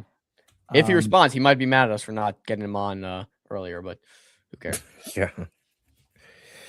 Let me see here. I'm gonna ask Grok as well. This is what I like to do for some of these accounts. Maybe that hit I a little don't know. scroll while that's thinking about it. Yeah. See, so looks like He's got the Andreessen follow. he got the CEO of Y Combinator follow. Yep. Eliza Shaw follows him. Some Okay. big KOLs. Checking out. Co-founder of Paradigm. 0 CAs in the history. That's where you want to be. Let's see. Wait, funny that the anti-100 dev sold tokens to fund inference? What? Why did he do that? Wait, what? No. But the thing is, he doesn't need to sell tokens. He's getting a shit ton of fees. Yeah, he's getting fees. There's no need to sell tokens. Oh, I didn't see that. Do you know, Top Founder, do you know that was him, like, for sure? Or is it just like the community saying that? Yeah, I thought he was rich too. You got the Paul brothers involved. Yeah, bro. Well, I mean, yeah. It's weak. It's weak. All right. So, anyways, go to the Upward Spiral website, or if you go back to their main. Yeah, give me one. I'm just saying D-phase recurring, semi-hyperstitial. I'm just making sure we're not missing anything. All right, cool. Go back to. I don't think there's anything in that. So if you go to the website of it's in the bio there. Yeah, Upward Earth, and then you scroll right to the bottom. So scroll right to the bottom of the website. So right there, backed by True Ventures, Chaotic Capital, and Scott Moore. So there's some people that have actually backed this, and it's the research partner of Truth Terminal. So, I mean, beyond the actual, like, what are they building? I think maybe we can get some of that out of this. Our core platform Loria is a multiplayer collaboration environment for human and AI. It doesn't just help humans steer AI, it also helps communities adopt, learn, and evolve alongside AI technology. Loria enables transparent communication, shared data sets, and tools for community-driven alignment, continuous feedback loops. Yeah, I don't know how this manifests itself in like a thing someone can use beyond the website. Oh, wait, you know what? I think the oh man, the Wiseman guys had a nice little thesis on this, didn't they? On Loria? Oh yeah. They had On Loria, yes. Yeah. Let me it's gonna be too long to read through, just to be frank. Oh frank with you. Okay. Yeah. But I know you guys should follow them. Wiseman, guys at Wiseman, they do pretty good research. And anyways, I think we're in a good area for this. But for Loria, yeah. Nonetheless, he has an opportunity to do one of the most interesting things here. Yeah. Before we jump somewhere else, let's tab, because we're on the topic of this. We just mentioned it. Okay, here's Jeffrey. So this is what he said. There's a 0% rug pull. Obviously, he's quote tweeting Sniper, who is like notoriously very LARPy. But he said there's a 0% rug pull risk. I'm doxxed and I'm already rich. I would need to see Anti-Hunter 1000x where I would even be tempted to dump the full position. Not financial advice. I'm just speedrunning my AGI fleet of Anti-Hunter minions. Okay, like we've heard this before, but hopefully that gave some people some confidence. It clearly did. Market pumps. Zach XBT gets involved. You never want to see this. You absolutely never want to see this as a holder. I mean, dang. Nearly nothing worse than when Zach XBT gets involved, but he did. There's a 0% rug pull risk. Guy partnered with the Paul brothers. Anti-Hunter, how much of your own token do you plan on selling? And this is swaps from the Anti-Hunter wallet. Swapped 51.3 million anti-wall for 1 ETH. Sold Anti-Hunter. We can see here. So the bot's been selling a few. The agent's been selling a few. Oh, Zach XBT. Jeez. I mean, he comes with receipts, unfortunately. If you have a claim, then say it directly. No need to be a coy. Love this. Love this. It's all good. The bot placed the sells, not the dev. Random person fair launched Anti-Hunter via banker bot, kicked off with a 10% wallet burn of 266 million Anti-Hunter.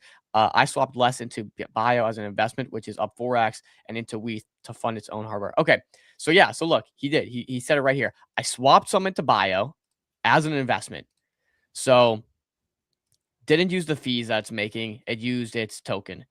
And then he said as an investment, which is up 4x. So okay, it worked out. As long as that goes back into the token, maybe, and into WETH to fund its own hardware / inference.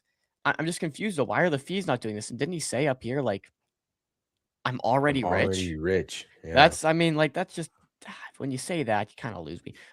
Nonetheless, Top Fumbler said, you need to sell the tokens to fund inference. Ain't you guys already mega rich? He said it. He said so, but inference is expensive these days, man. Inference is expensive. DGen Capital, mistakes were made from a wallet he controlled. Famous last words. Famous last words. I'm trying to give us a clean bags section here, so we got to keep going. Cool. So did we do GSD already? Did we do GSD yet? No, let's take a look at GSD real quick. Talk about a bounce. So it caught this nuke, right? Oh, I got your screen up here, Jill. It caught this big nuke out of nowhere, and it's bounced up nicely since then. Which again, same thing we looked at earlier. Like, that's actually a big bounce, but it just looks small because the range prior to it is so big. But what did it bounce from, Jill? So it looks like it bounced from just about 600K, and it reached a local high of 2 mil. So about almost 250% move. Basically, this nuke that we saw is he basically like tweeted out, "Hey guys, this is a meme coin basically," and the market didn't like that. I mean, and I guess this is where we run into the question of, okay, like, what are these things? Because he was talking about, all right, what's the utility for this? Like, how can I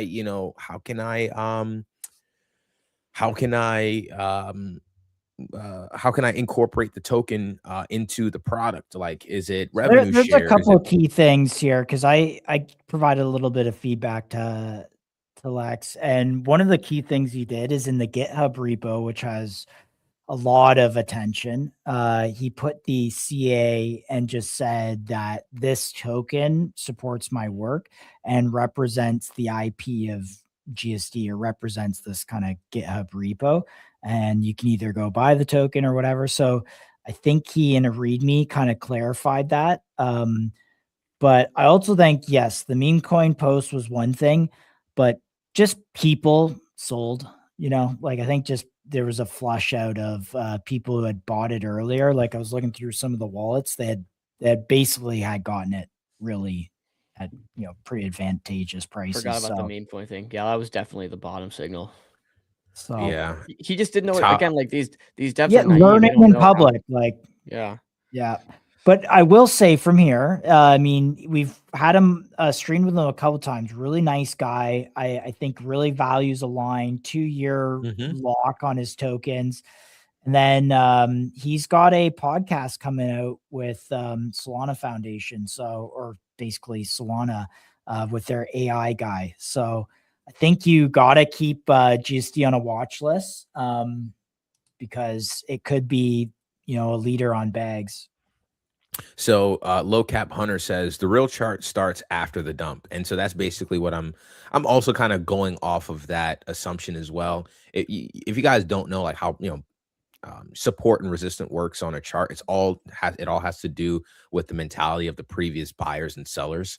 And I think all the buyers and sellers that were here, like literally between this candle and this candle. Between those two candles, I think they pretty much dumped or have been priced out. So anyone that had anything to do with this price action dumped within this box. And I think now this kind of served as a full reset. And I would even dare say this is like the ultimate bottom for GSD.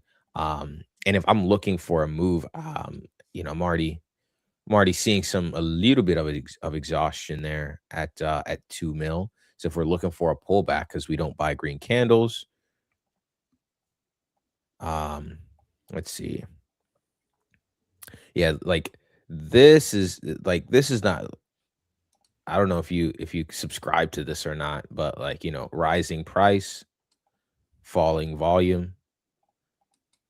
Is that what they call like a bearish divergence or something, Dom? I don't really know. I don't really use it would be it would be a divergence on a $1.5 million market cap. I wouldn't look at it here. Like, contextually in a traditional market you would see declining volume with increasing price. It is a divergence that basically is telling you it's taking less volume to push something up right now, which means there's less sellers and more buying volume coming in. But keep in mind, this podcast was recorded yesterday and is being released in days. So this could be released, podcast could be released on the Solana account today, tomorrow, or Sunday. So yeah, I think, take that for what it is. But Lex is a great human being, has locked a bunch of the tokens, and he won $10,000 from Finn, and all he did was take that money, buy GSD, and put the other half into locked liquidity and burn the keys.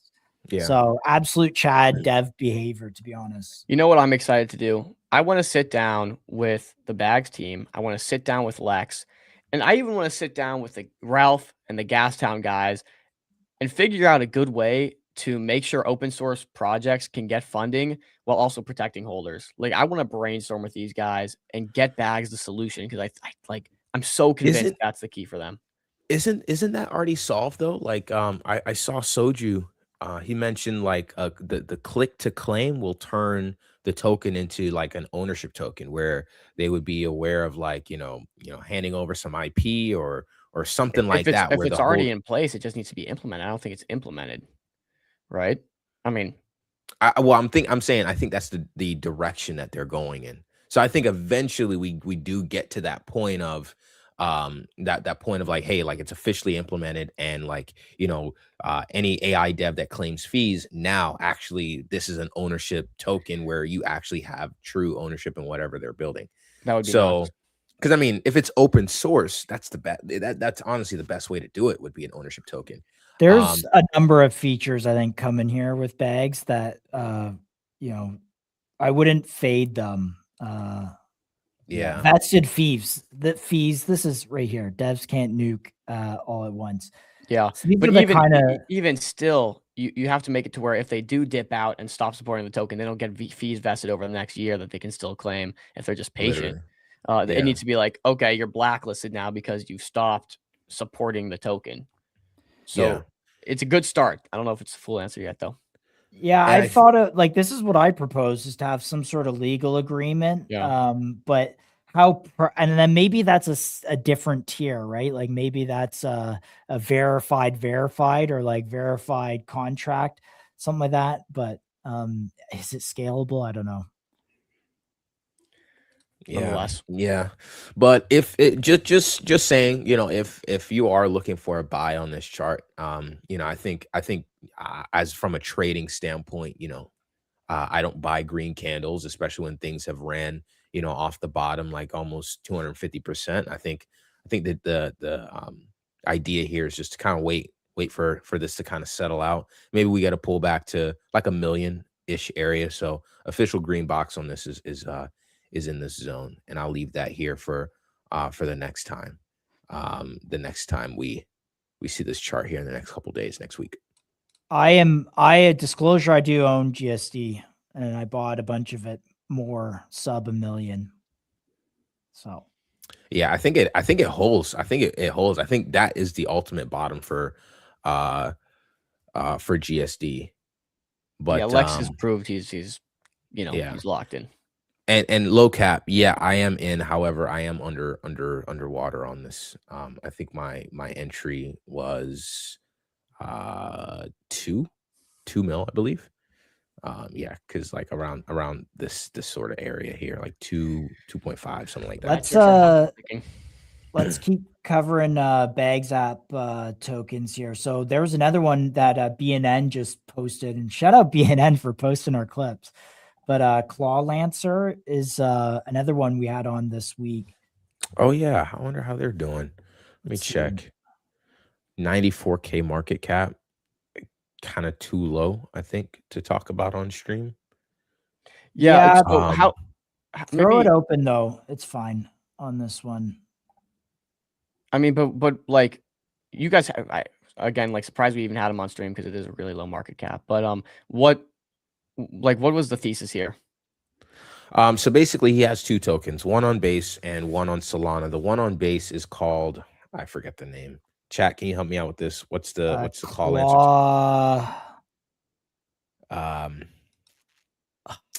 Oh my goodness, dude! I can see it on my deck screener. I forget. Anywho, I forget the name of the token. There's another token on Instaclaw. That's what it's called. Instaclaw, yeah.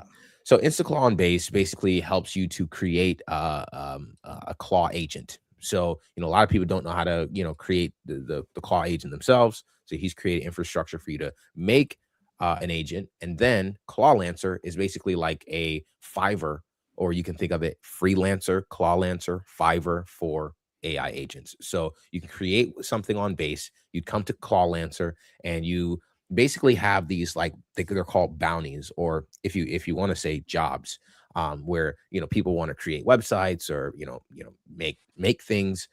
Basically an agent would come to Claw Lancer, they'd select a job, they'd complete the job, and then they get paid for it.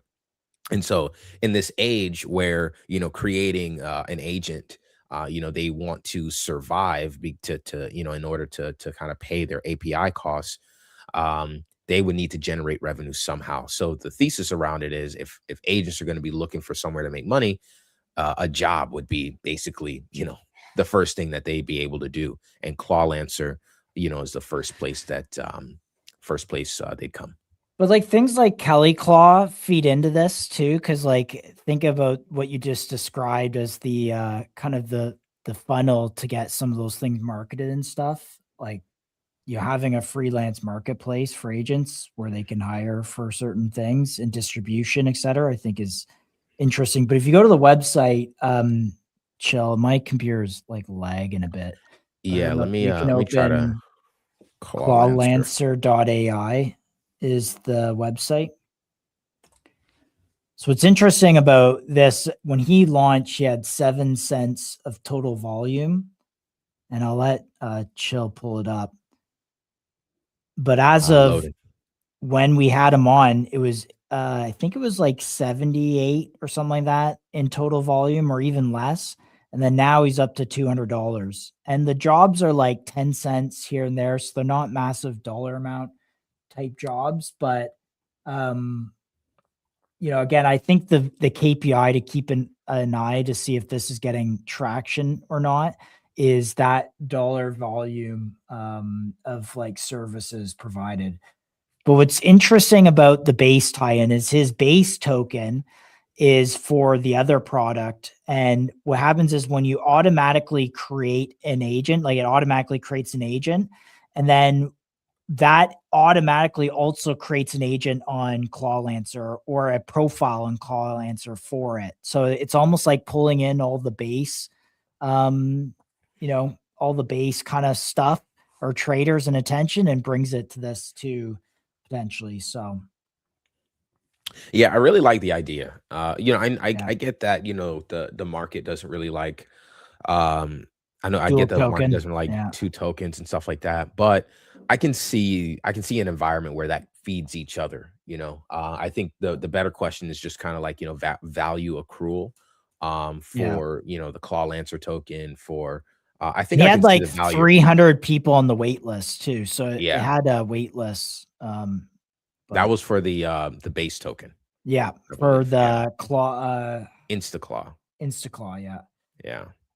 Those So are I the can see mechanism. Clips on the clips of this is on BNN bags or whatever. But yeah, less than 24 hours ago, again, $146 in volume, now up to almost 2 something. We'll see if it grows exponentially. Yeah, so we'll see what happens there. But yeah, this is the ClawLancer website, basically like the Fiverr for agents. And as you can see, you have like your different jobs here, and I guess the goal or the eventuality is just seeing kind of the rising number of jobs, and then also to see like there'd be like significant payouts for this. And I believe he said the payouts would be in USDC. Yeah. So yeah, so that's ClawLancer. Let me see what else we got on bags here. What else we got on bags? Low cap hunter, tell us, man, like what should we be looking at here? We want to trench on bags a little bit. So we did GC. Let me see if I have anything on my watch list. Yeah, I'm looking at we covered risk yesterday, but it's come back quite a bit down. I don't know if a bunch of people, I saw like a screenshot of a bunch of people on FOMO had it or something. So I don't know if that got. Ooh, let's look at Primus. Yeah, Primus. Yeah, good call, DGen Capital. Yeah, let's take a look. I know the price action there has been absolutely nice, pumping right now. Actually, let's see. Yeah, looks good. I've been getting like some DMs about this one, actually, like, hey bro, like you should check this one out type thing. I haven't gotten DMs about a project, and well, no, I lie. I get DMs about like I was gonna say, bro, my DMs are always asking to promote stuff. But as far as like an actual like solid like community member coming to me about a legit project that I should check out, like I haven't gotten that in a while. Yeah, I always get the that other stuff. But yeah, I mean, looking at this, we got a nice breakout retest, and we're off to the races. Look, I'm just gonna say this generally speaking, because a ton of the charts that we looked at today, like a lot of them are pumping, right? Anti-hunter pumping, and as much as I'm in these tokens and stuff like that, I'm not going to just like be like blindly bullish on stuff just because I'm in it. Like I understand that the market buys, it sells, things go up, things go down, right? And so just because I'm in something, if it's at or near all-time high, like an anti-hunter, for example, I'm not gonna be like, yeah, you guys should you should buy right here. Like, it's not like I never, ever, ever, ever, ever promote buying like local highs unless we're in like this bull environment. If we're in like a bull market, today's tops is tomorrow's bottom. So, it's literally just chug money, right? That was like the thesis, especially on things like Ethereum and stuff like that. But if we're in this environment of like rotationary capital, very low to no hold time, very low hold times, and we're in that sort of environment now. And to add market context, it is a bear market at the end of the day too. So just like Bitcoin's small bounces could make prices rise, these things could actually retrace pretty heavy. They can go up and down. They could go down as quick as they go up, but they can go up as quick as they go down, right? So we just have to be positioned on the right side. If you're buying at the top and then selling the bottom on a big sell-off, then that doesn't do any good for your portfolio. So you want to be like, if something's pumped, you want to be looking at, okay, where should I be positioning right now in the current market context? And so I as much as I want to just like relent bags, as much as I want to only relentlessly bull post my bags, like I want to also be realistic with you guys. Like the whole premise of the show, of just myself, who I am as a trader, and as a, I guess you can say, influencer. I don't know, whatever. But what I stand for, an influencer. Are we influencers? What? I don't know. Whatever you call a guy with almost 30K followers, whatever you want to call that, that's what I am. But at the end of the day, what I stand for is always providing value, no matter what I'm doing. And so, yeah, the value take here is considering that premise is pumped, currently pumped about almost 3x, a little over 3x off the bottom, but at the highs, it's pumped recently over 4x off the bottom. So I got to look at a thesis on premise first of all. But let me, we got the pullback to like the golden pocket, and it's bouncing very well off of there. So that would be my first target, just blindly looking at this thing. But anybody got a good thread on premise? Anybody got a good thread for me? Let me know. I'm gonna look for one, see if I can find something. Yeah, and do know we did get pushback on premise, understand it, but we're gonna try and get them on to figure out what's going on here. So we'll let you guys know. Hopefully that's this coming week. But if you have thread on premise, let us know. I saw that the GigaChad guy had claimed fees on his token. I don't know if I threw that CA into the GigaChad. Yeah, I threw that CA into the chat. It's currently one of the highest volume tokens on Bags last 24 hours. Got you. So second highest. Real quick. Here's a okay, kind here of we a go. take here on premise. So tech and revenue flywheel reinvestment explained in the pictures made by Bully Dev Kuba, which went to 250 mil market cap, 15K MRR, and 500 plus launches in just a few days with close to 0 CT reach. Wow. Okay, that's a very interesting setup. So subsidized API compute, GPU resources for running AI workloads like model training, inference agents, cheaper compute. They also let anyone deploy personal AI assistants in 60 seconds with no code. So that's what they're selling, and they're selling that to AI teams, devs, and builders, especially those with real monthly compute spend. These are the customers paying compute usage, generating fees that flow back into the system. Capital providers, they buy in by staking SOL to earn base yield plus extra from compute fees. They're not buying a product, but providing capital to earn productive compounding returns tied to AI demand.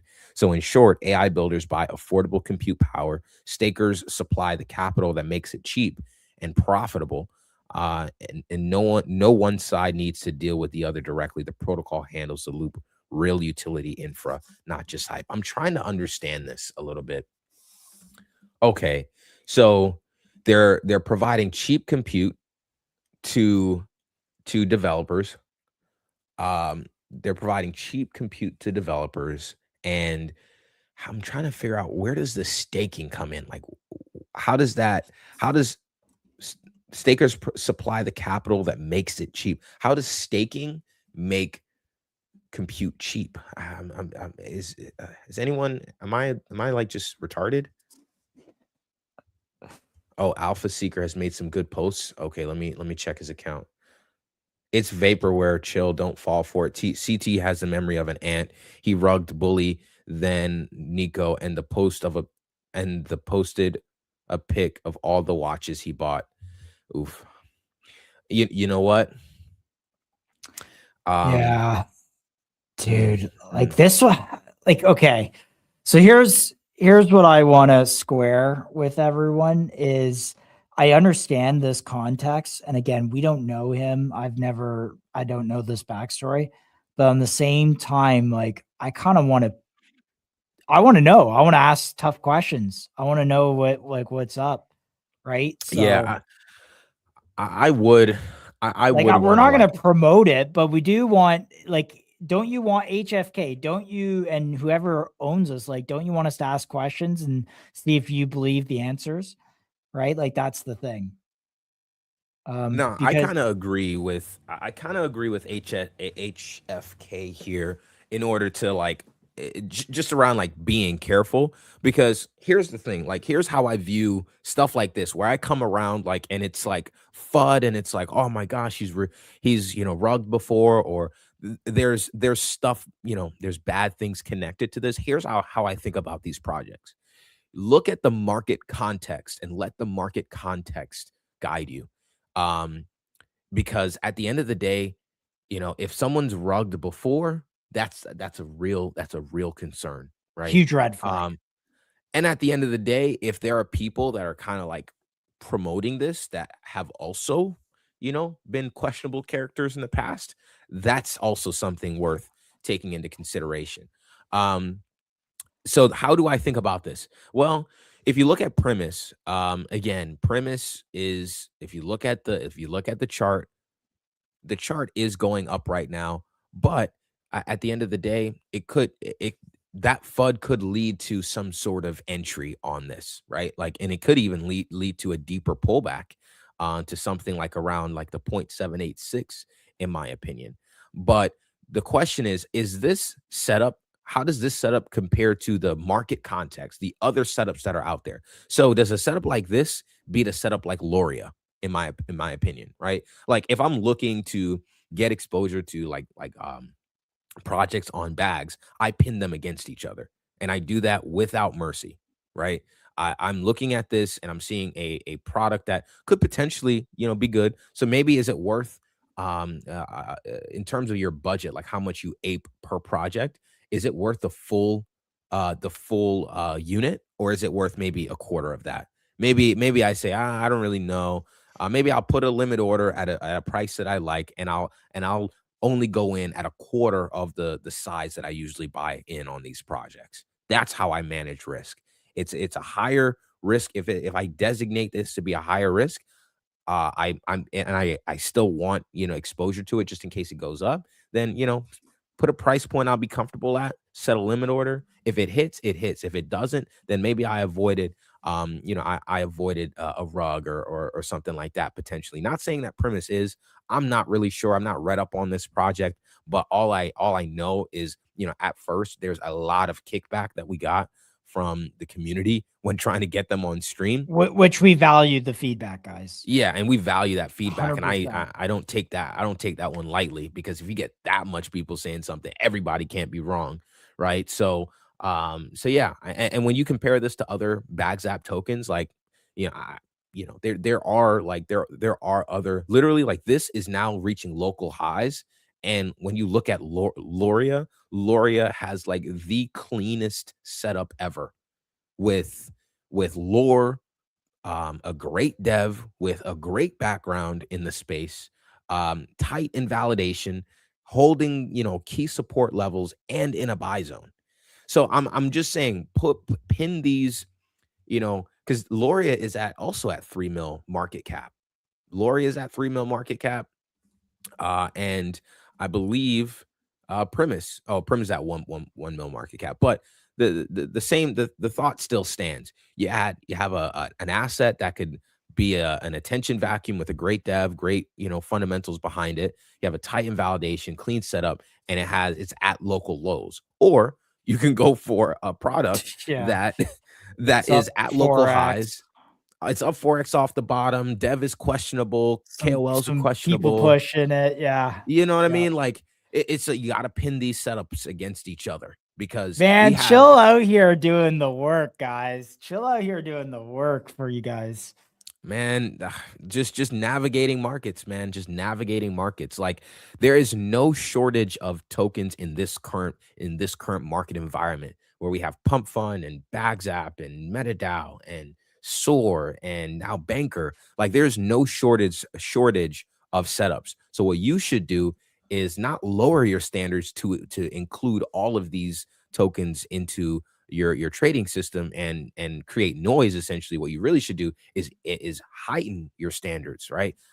Make your standards higher for what you buy, and that will reduce the amount of tokens that come across your desk. And then of those tokens that do come across, you pin them against each other. All right, like what's better than what? What's the ups and what's the downs, right? Because I do see, there's something here with Primus. I'm not really sure. Again, I need to understand how the stakers lead to cheap compute. I don't know if they're dedicating if they're dedicating their own like compute from their local device or something like that. I'm not really sure. So I have like if they have bare metal servers and infrastructure and they can prove that, that's one thing. But if they're just repackaging like virtual compute to like say, oh, we earned 15K in revenue, like that's another thing. But also keep in mind there was another project that was quite seemingly legit. It was the gaming one where he was doing virtual compute for gaming and the token performed very, very poorly. Which one is that? Blocks? No, it was I'll try and remember. It's getting pushed a lot, but anyways, we'll dig into it. Look, even if he comes on, I don't know if he will. We will I want to have these guys on regardless, right? Like I'm not scared to have anybody on this show. You want to know why? Because we ask good questions. We're not these first we've been in the cycle. We've been in crypto, I should say, for a while. We know how to navigate these markets. So we know the questions to ask. We know how to we're not, you go listen to our stuff. We don't softball nothing. And then if we get a non-answer, I always follow up. Like we always follow up. So it's, at the end of the day, if you don't talk to people, it's hard to have an understanding of, I mean, probably like this probably is like maybe this like shout out HFK, man. Shout out HFK. And look, maybe it is vaporware. There's a good chance that it probably, given the background and history of crypto, it probably is. There's a lot of things that are very legit that ended up being vaporware. So, anyways, I just it's supply controlled. Who knows? Yeah, probably is. I mean, if it is a scam, it's probably bundled. Dima, chill alpha is fire. Appreciate you, sir. Yeah, appreciate you, sir. And also HFK, thanks for being in the chat, man. When we were coming up on this one. So like honestly, like HFK, like your feedback there is literally perfect for what we need on this show. Like we don't need I love having a community that like they lean into the questions. They lean into the tough questions, just they're not just, oh yeah, you say buy, so I buy, right? Like that's not the type of environment that we want to foster, the type of culture that we want to foster with MCG. We want to be the live DD. Like we want to ask the tough questions. We want to look at the bad side of things. I lean into FUD naturally. If you follow my content for a while, you know that for me, I lean into FUD because if the FUD holds any weight, if it has any credibility, then you're probably in a bad project, right? But if you can FUD a project and the community or I myself as an investor, trader, someone with a position can like explain to you everything and combat all your points, then my project holds weight. It can withstand any FUD that you throw at it, right? Like if anybody tried to FUD Orgo, oh man, there's 1,000 things I can come back at you with. But honestly, you can't even FUD Orgo. Let's talk about Orgo.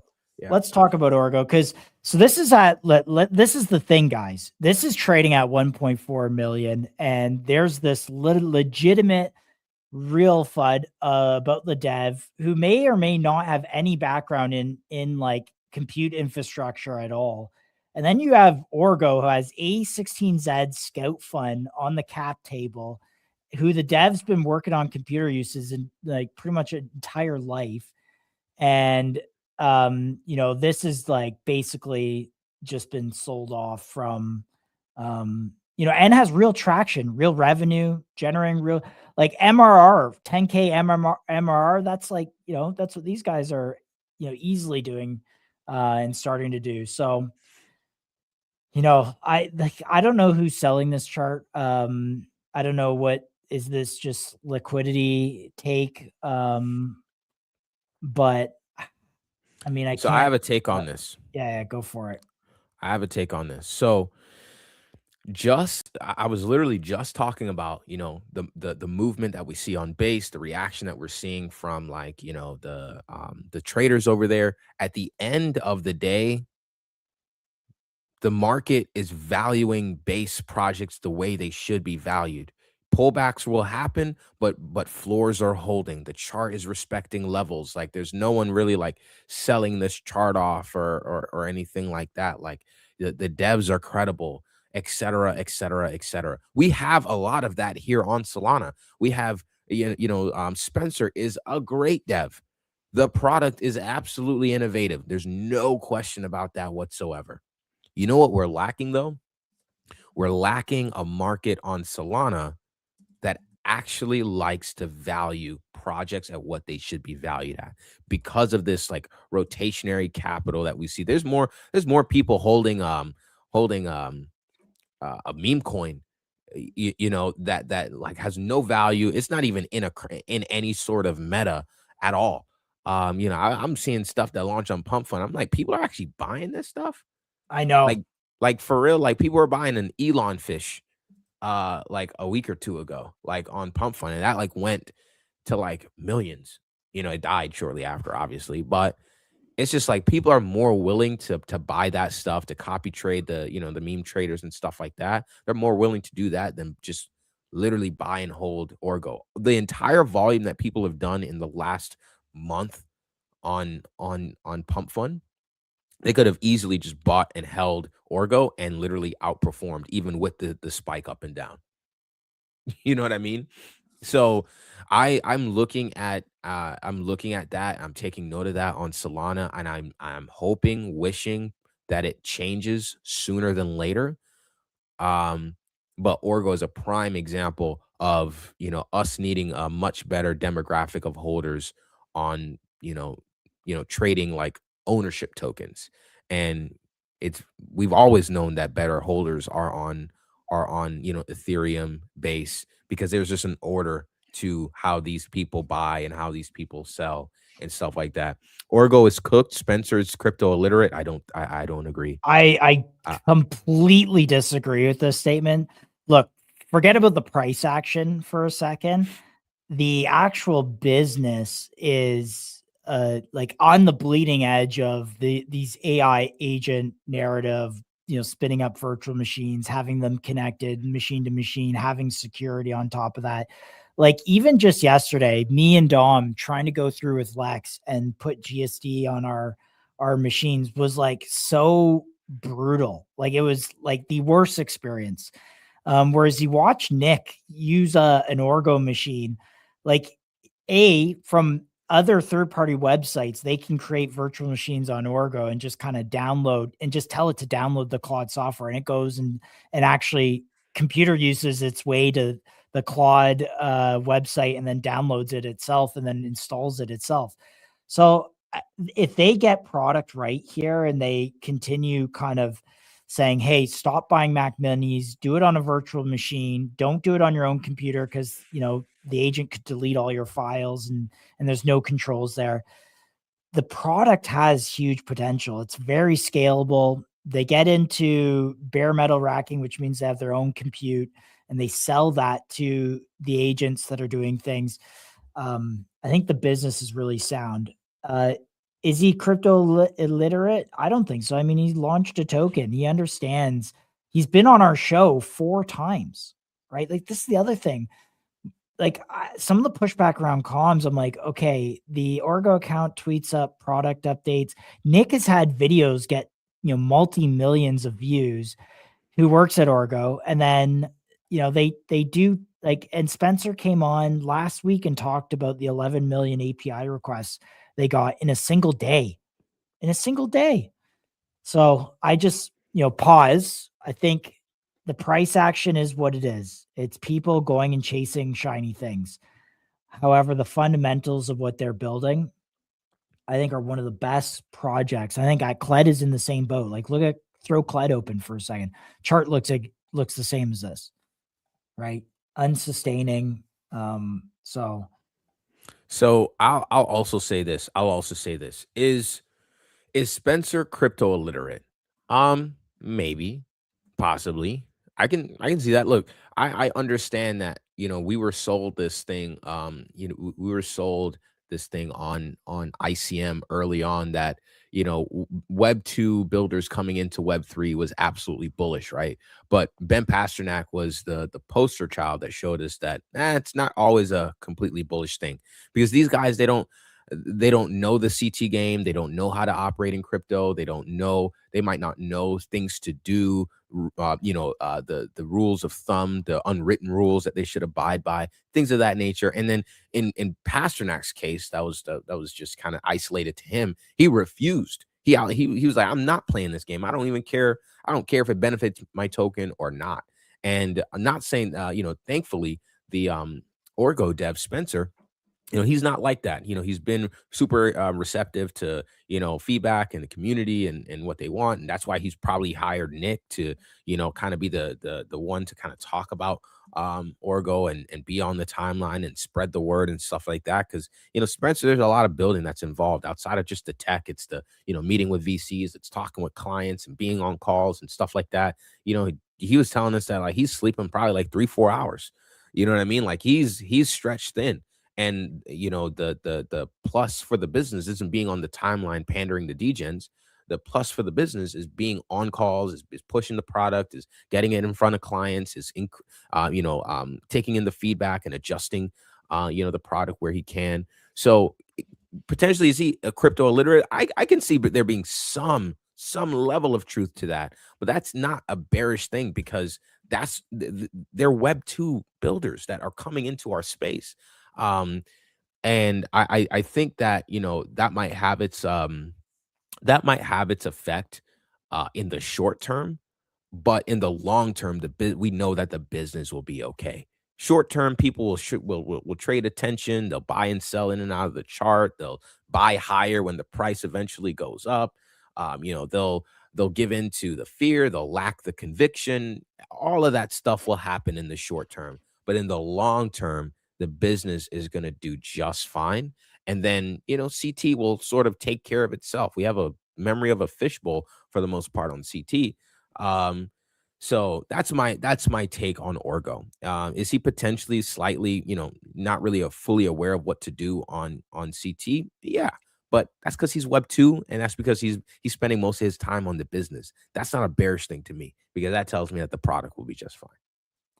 Yeah. I also think the answer here is, like, we don't know. I don't have answers for this. I just like to cover what they're actually working on. And to me, it's like, you know, have my Orgo tokens. We own it in MCG as well. So disclosure there. And we're just going to hold it ride or die with Spencer here, because I think directionally it's correct. I agree with you about, let's see. Someone said Crypto Jones, I agree with Top Fumbler. In my opinion, if Orgo launched this product with all that pre-installed on it, it would be insane. I think I I think agree, crypto, man. yeah. Like, I think you're head on. You're spot on. Crypto Jones actually had said something as well. He said, I agree with you about Orgo, but the issue is why hold the token? What feeds the ecosystem? Until they solve that, you might as well sell the pumps and buy the dips. But the thing is, too, Crypto Jones, and I said this about the Met token as well, because I got similar feedback about that. You know, a lot of people were saying, oh, well, you know, Met, there's no reason to hold it. You know, like there's, you know, we don't know, you know, what they're going to do with it, blah, blah, blah. Same thing with Orgo. Oh, why to hold a token? There's no utility, blah, blah, blah. We know that they're both moving towards the ownership model, right? We know Soju has already said that about them moving to an ownership model for Met. Soju's already like confirmed that. Spencer has already confirmed that they're moving toward an ownership model for Orgo as well. So why hold the token? Ownership. Straight up like that, ownership. If you want to own the fundamentals of the business, you want to actually have a exposure to the upside in the actual business, ownership is the way. We know that that is being worked on. So in my opinion, yeah, maybe before they make an official announcement, perhaps you can arbitrage the chart and trade it short term. But if you're just like if you're taking the position that like maybe DCA is the way, that would be my thing. Like, you know, you don't have to, if you want to trade it, you can, but I rather not kind of like, at least for me, I would, if I'm trading short term, I might as well trade the narratives and stuff that we're watching and the narratives that pop up in the market. If I'm looking at this Orgo chart, every time it dips, I'm taking profits that I get from short term trades to put it back into this chart. Because I know ultimately that the question or the issue around ownership is going to be solved, and when it does, you know, the price appreciation will come after it. Because now the proof of concept was from MetaDAO getting buys on an ownership coin from a VC in Pantera Capital. So we know that this will attract 6-man. I mean, I'm sorry, 6-man ventures. I'm sorry. But they have that that appetite. The appetite is there from VCs. And if I may also pull up a tweet that was recently put out by I believe it was the guys at Watcher Guru, a White House official. Last thing quickly on something. Orgo that makes me really like I like this long term is it doesn't matter what the agent or what the software is. Orgo is the picks and shovels that enable it to be spun up, you know, like as a virtual machine, and then do multiple of them and have them communicating with each other. So, I mean, what would it look like to have 10 GSD instances and 10 of these agent instances running on these? And it doesn't matter what the software is. It's like, you know, if the flavor of the day is different 6 months from now, or if the agents get better 6 months from now, Orgo is scalable to those. So I kind of sleep well at night knowing I own this. Yeah, and the last thing I'll say on Orgo is this. You know, again, once they fix that ownership, we already see the proof of concept from VCs. They have appetite for these types of tokens, and it just so happened that just today, the White House official Patrick Witt, he says there are trillions with a T of dollars in institutional capital on the sidelines waiting to enter the crypto market, and so I don't care how you want to spin it. There's more capital ahead of us. There's more tailwinds ahead of us. There's more pumps ahead of us than behind us. If I'm looking at the Orgo chart and I know that, you know, the ownership will kind of connect the Orgo token with the potential trillions of, or the, let's not even say trillions, like there's more money coming to ownership tokens. That is the thesis. There's billions of dollars potentially headed towards the ownership tokens. I think that's going to be the new standard for quote unquote utility tokens in our space. And if that is the case, it will attract larger flows of institutional capital for these tokens. And so if I know that is the case, and I'm looking at this Orgo chart that is sitting at basically range lows, then I'm just going to be DCAing this. I don't care how long it takes. Orgo would just be a long-term investment. You guys know I like Orgo, right? Like, I like stuff like MetaDAO. I like these things, and I think long term they have a ton of value. And I'll be like probably doing a post on all of my long term bags here pretty soon, because I want to just DCA these throughout the entire bear market, trade short term, profits to long term.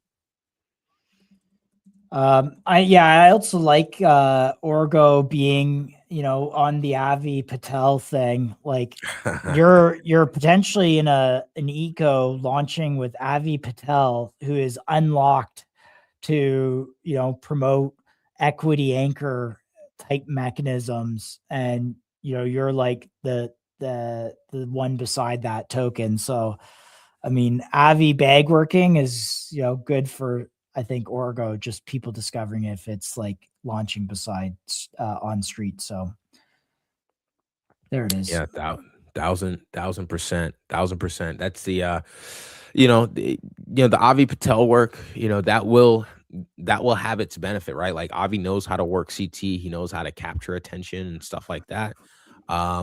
So that will have its benefits, but again, long term. Let's look at also I wanted to do ZHC here. Really trying to nail Brian down, guys.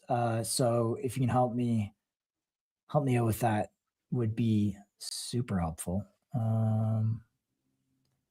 Let me ping him. He did if you can throw open ZHC bottom right there. Yeah, let me get that for you real quick. Computer's kind of lagging a bit. All right, cool. And I don't think ZHC is technically ownership, right? No, it's not. This is back to bags app.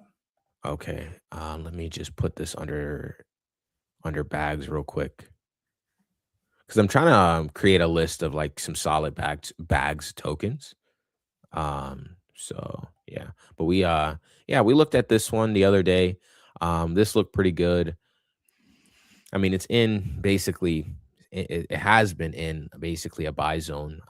It's still, I would even argue, in a buy zone now. Anything like under this market structure level here at 1.2 mil, I think you're in good. Again, this is another setup that we were talking about. Like if you're looking, if you're looking at the bags tokens, the bags token setup, you're seeing that this one has pretty tight invalidation. So let's say right here, boom, validation is like, hey, let's say down here, you can put like a stop loss, maybe just a little bit below, just in case it could run that again. But, upside to, toward local highs. I mean, bam, look at that freaking setup, guys. That is what you call high R&R. There's like little downside, but massive upside.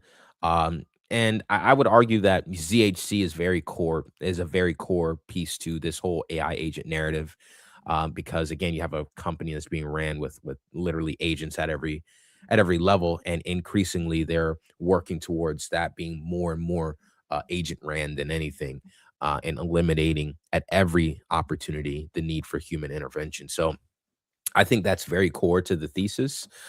This could be potential. This could potentially be, actually, let me keep this white real quick. This could potentially be the market kind of lagging a little bit, in my opinion. If we know that this is the meta, we know that like tokens like this, if it was on bags, it would have ran. It could just be that the market is just being inefficient here, and just not pricing in exactly what this is. And it could just be an opportunity to position. Now, it might just require some patience, as volume on Solana is very sporadic, still meme focused, and they haven't really decided on Solana what they're bullish on just yet, in my opinion.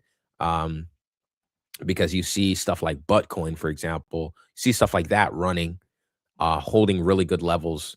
The holder demographic over there is really nice. But then everything else is sporadic. You see the price action around great tokens like Orgo, Avicii, They struggle to hold. I mean, Avicii every single month is posting, every week I feel like is posting something bullish about the metrics that they're seeing across spend and stuff like that. And it's just the market is just not really paying attention, or not really like I don't even know how to say it, but they're not acknowledging what they're doing, and they're not valuing these projects where they should be. Again, another example of that, and that's been my core thesis around Solana's trading environment for a while. We don't value projects here the way where they should be, because capital it hasn't really decided on what they're bullish on. We haven't decided on what narrative will take over Solana just yet. We're still in that sort of decision phase. So capital right now, for if anything, is positioning in things that people believe in, but we're waiting on to see where the runners will show up. Oh, got you. Top fumbler. Yeah, we just fixed that for you. Zara should be in there. Chill. This ZK proof in the medical field has massive real world impacts. Yes, I was very impressed by that. Crypto Jones, I was very impressed by that when I saw them talking about that on our interview earlier this week. Yeah, I'll work on my long term holes here. And again, I think that we have a lot of sort of room to position because of the sort of market context being CMEM. I was gonna say. So let's take a look at CMEM real quick. See, yeah, this is the chart on CMEM. Takes, Josh. I mean, okay, so CMEM Pro, and then I hate saying that stinking freaking ticker name. CMEM Pro was some sort of knowledge platform or memory platform that he had, that he was apparently going to San Francisco this week and raising capital on, as he mentioned.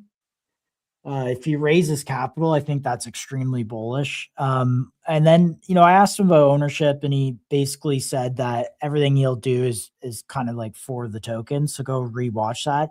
And then he launched AIMS, which was another a chat focused token, which represented basically a product where it's kind of like MSN for agents, if you remember MSN, and allows agents to chat with each other. Like my agent could chat with Chill's agent, and they could collaborate on stuff.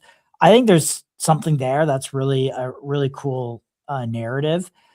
Whether this kind of rips to all-time high again, like I think in general with all the tokens kind of on bags right now, like I feel all the charts look the same in a way. Like, had this initial bags hype, agent hype, and then now have kind of quieted down and kind of consolidating. But I hear that, and I'm curious what your thoughts are.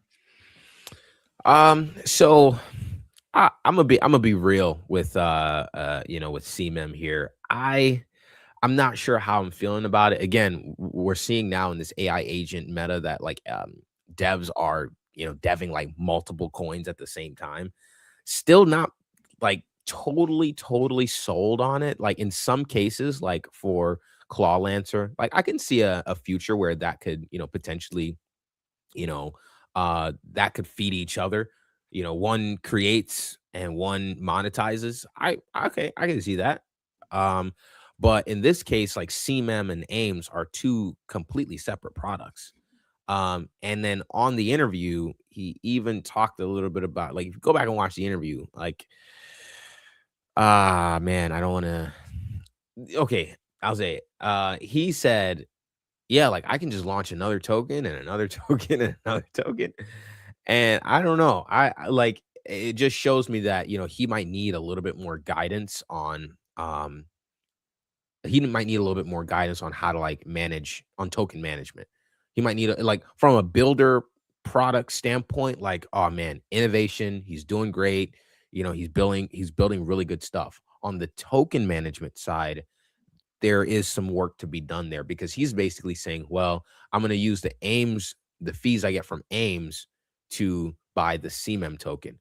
Well, what's the point of holding AIMS, right? Like if, or what's the point of holding any of these tokens if you're just going to keep launching, right? And then that just continues to fragment liquidity. So he did, so in fairness, he did post an AIMS token, if you want to call it tokenomics.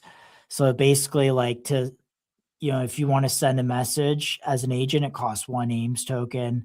If you want to send a private message, it's 2 AIMS token. And then every new agent on this that uses the messenger protocol will get 100 tokens to begin with.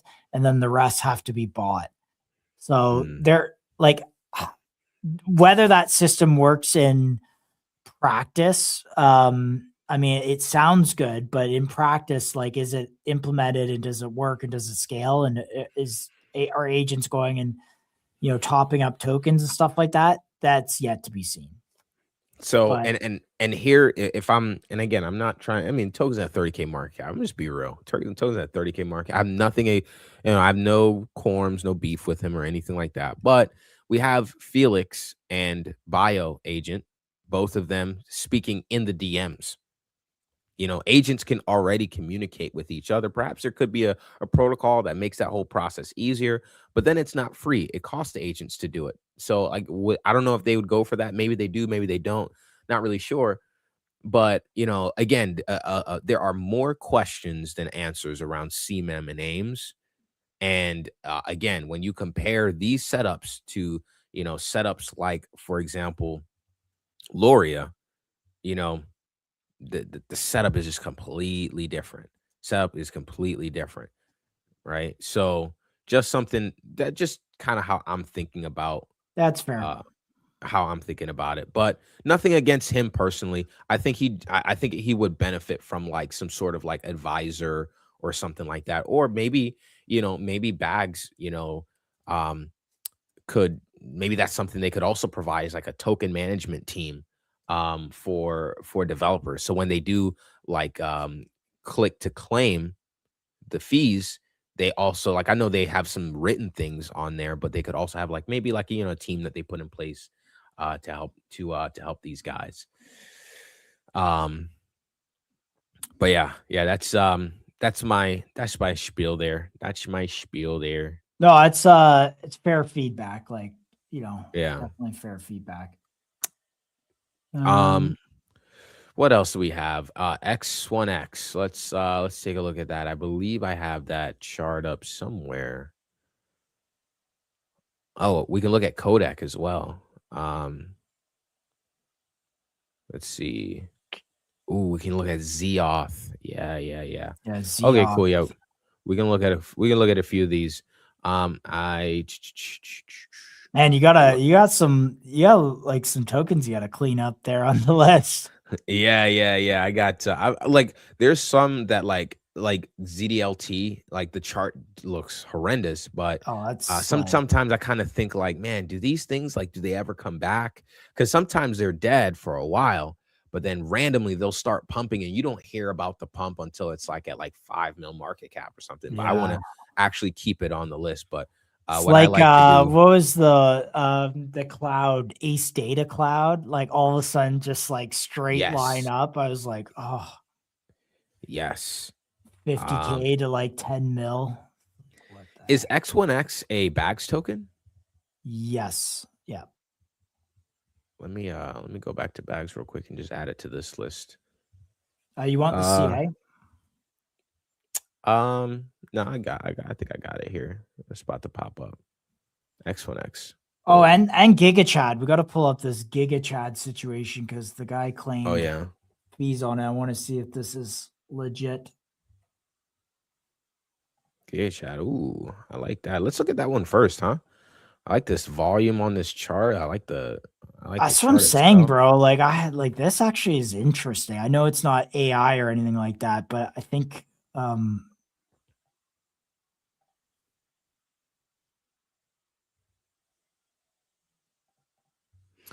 right, let's see. So obviously, we're running up off the bottom here. heading toward like range high, local highs to up 3x off the bottom. And looks like it's giving more reaction like off this. So it looks like this is the range here, and like it's just kind of breached above it a couple times, hasn't sustained yet. Maybe it does that this time.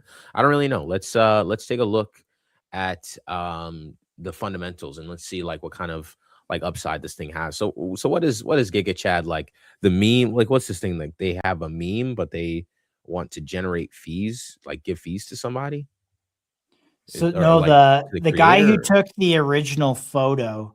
So I think what happens with these is like the pump version of Giga Chad was like an OG CTO, and so the guy didn't get any fees on it. And I could be wrong, but the guy who actually took the photo, he claimed the fees on Giga Chad. Oh, really? So I right wonder how there, much did he- Krista Sudmalice took the photo that inspired the Giga Chad movement. Although she's credited in the meme lore, she's never made anything from countless memes that have been made from her work. I've been communicating with her through her IG account, and she'll be claiming fees from the official X of Gigarnest. Got you. Does she? Oh, so okay. She claimed almost 27,000. Does she understand? Okay. Does she understand? Well, that's my first question. Does she understand like What she's what getting it means? into? Yeah, what it means to claim like she's now gonna have to like endlessly push this token for the rest of her life, type of thing.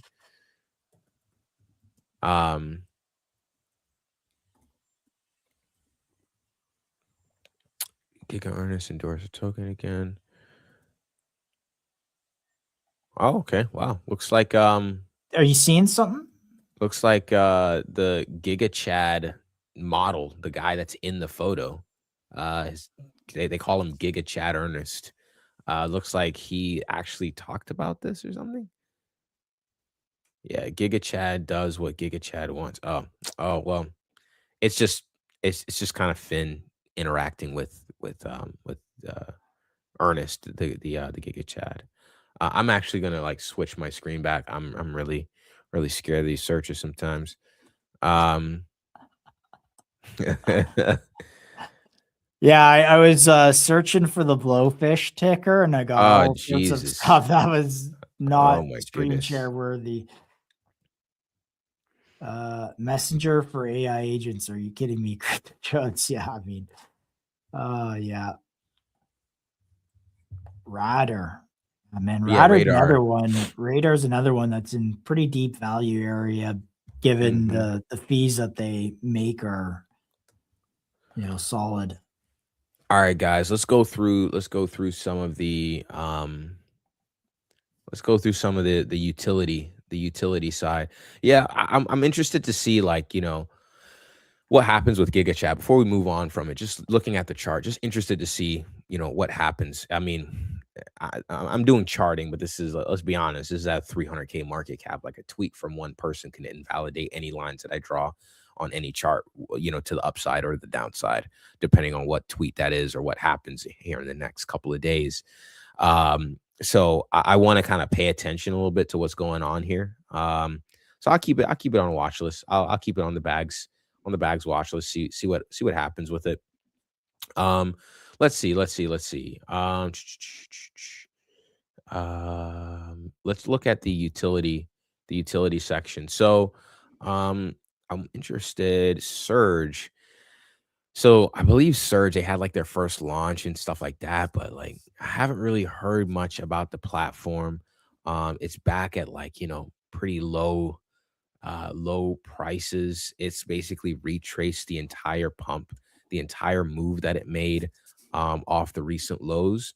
So I'll keep an eye on it. I'm still interested to see what they're doing. But again, the market has proven that they don't value projects or these startups, if you will, at what they should be valued, right? Like markets aren't going to give these projects the capital that they should be allocated essentially. I mean, if this was 2017 and you said, a project was backed by like, all of the main players everywhere, like New York Stock Exchange, Solana, and like, if this was like 2020, 2021, 2017, like this would be at billions already. But the market is showing that it's not buying that for whatever reason.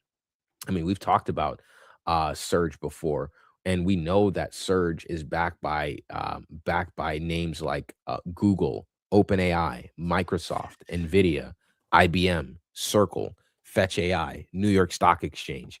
Their recent launch just had like some involvement with like Google or something like that. So or some uh, um, top Fortune 500 company. So the market is just not valuing things because, whether call it attention, call it rotationary capital, call it short-term thinking, call it whatever you want to call it. But whoever is directing the capital flows now, they're not valuing this stuff the way it should be valued. So leading to a lot of these projects being at, nice undervalued levels. Kodak, one that I posted about, and, I think Kodak is interesting because of the hackathon. The hackathon on Kodak or on Pump Fund, they're basically investing $250K into 12 projects. I think, they have like Tim Draper and a few other big names that they'll be live streaming and having these projects pitch. I think Kodak is probably going to win, be one of those projects that are selected on the hackathon. And I think that in and of itself is going to open up a lot of doors because they're already receiving like sort of mainstream attention. And I've talked about this, some of the biggest names in AI, some of the biggest names in robotics, actually, respecting the work here that's done with Kodak. So, I think when you combine an already good product that's already getting non-CT or outside of CT traction within the sector that it's operating in the traditional world, I think when you combine that with the resources given to them from someone like Pump Fund and Tim Draper and Six Man Ventures and all these other Pantera Capital, when you combine that with the resources that they can be provided from those level of advisors, I think something can really be cooked up here. So I like Kodak for like a long-term bag. That's actually one of my long-term bags as well. Zeoth, I haven't talked about Zeoth at all, but I probably should have been. Zeoth chart here looks absolutely amazing. Let's see. This is on the 8-hour. Man, this is just begging for a new all-time high. Like, if you look at it this way, let's take the test of the first all-time high, and let's look at the uptrend. I mean, we don't even have to we can see right here, right? Boom, boom, higher low, higher low.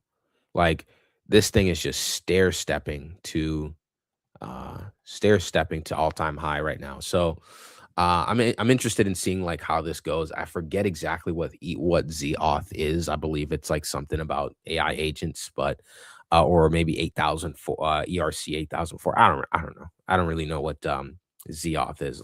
You know what? Let's hunt for a quick. Let's hunt for a quick thesis on Zeoth. Let's see here. Zeoth. Let's do some live DD here and see what these guys. Okay, so Zeoth serves as an alternative to OAuth 2, allowing websites to authenticate users' identity and activities through ZK proof. Okay, so that's the first kind of thesis. It's like a sort of X402 type of project. They also have, put in a submission to the Pump Fund Hackathon. So honestly, like from what I've seen, I've read posts about them before, and I just remember being kind of blown away by what they're doing. But I would assume that they will become one of the winners in the Pump Fund Hackathon. Here, one of the homies, DGen Ape, he says Zeoth is the market leader in AI agents and X402 verification. They'll become the trust security layer of the industry, an industry that will quickly grow to trillions, handling billions of dollars every day. Think of the dollars saved by Zeoth and the dollars generated for the protocol. Real quick, let's take a look at their Twitter. Let me see if there's any, anything that they've mentioned on their Twitter. I think this is a really good post here. Their pinned tweet: X402 is the future of autonomous commerce, but the autonomy creates a new problem: trust. Maru, wonderful call on anti-hunter. Appreciate you. OMG Zeoth, I've been comfy. That's been a comfy hold for you. Yeah, absolutely. Agents can discover services and send payments directly, but they don't know which endpoints actually work. A single bad endpoint means burned capital, wasted compute, and broken workflows at scale. That becomes millions in losses. It's payment rails and user retention. Zeoth solves that. We run our own agents that continuously test X402 endpoints, flag failures, and maintain a live verification database. Before an agent pays, it checks with us to ensure a service actually works. Verification becomes cheaper than failure. Okay, that's the moat.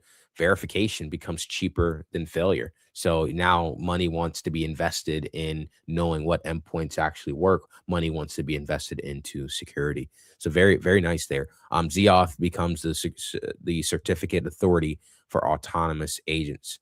Okay, so cool. We know the money, the capital flows that X402 can generate. And I think basically Zeoth takes a cut of that, because any capital flowing into X402 would need to flow into security to make sure the money that's being used is actually secure and won't get taken. So Zeoth, love that. I think that's probably a Pump Fund hackathon winner. So I'm two winners: Codec. So far, Codec and Zeoth. All right, let's look at Radar. See what they got here.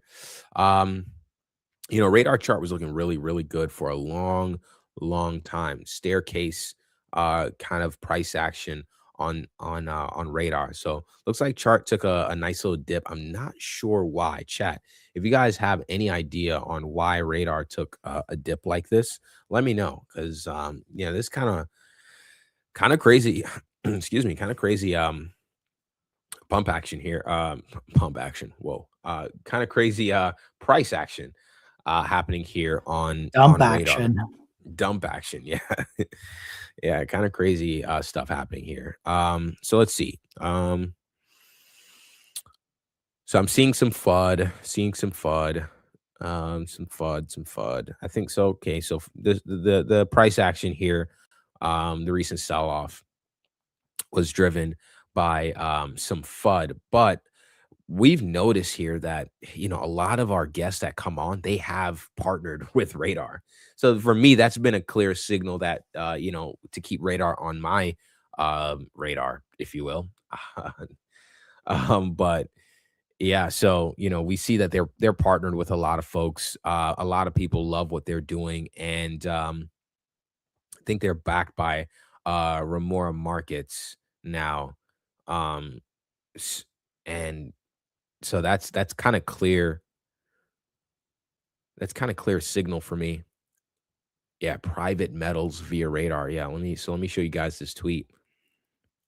So they're working with radar.fund, shielded RWAs. I don't think it's, it might not be like, it's privacy.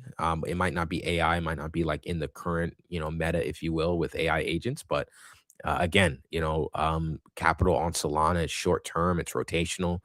People just kind of buy and sell. And yeah, I think shout out them for retweeting MCG. Perfect. Yeah, because we interviewed Remora. Yeah, we've Market also the other put day. Radar on the map at like on the map. It was probably on the map, I'm sure, but at what was it? 800, 180. No, it's 800K or something like that. Even less. I think it was like 400K. I first saw it. Yeah. But sub a mil, and it ran to like 4 mil. Yeah. Funny, that bottom corner SPF thing. It's going viral now that people on Bags app are trying to goat SPF into claiming Bags app fees. For what? Like, why are we helping out SBF? I don't know. It's a bit of a. I think he replied to it though. He replied to the tweet. Interesting.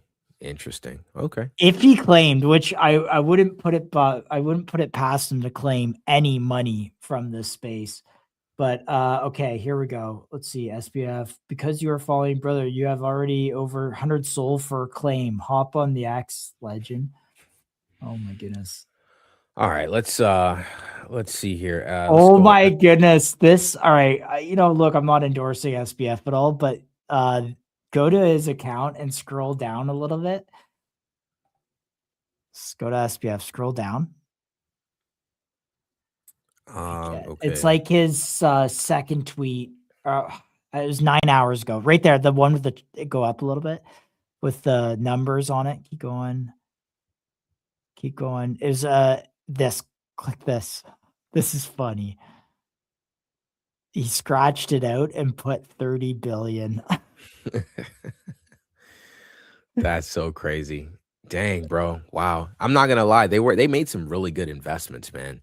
Dude. They made some really good investments. Man, the SBF story is actually kind of sad in a way. Like, whether obviously he did wrong things, it is criminal 100%. behavior, but man, like, to see where he was at and then where these investments turned out to be, and not only did people get made whole for the most part, like, there's so many scammers in history. Like, think, I don't know, Enron and all the traditional, you know, Madoff and the traditional scammers, like, those were 100% losses.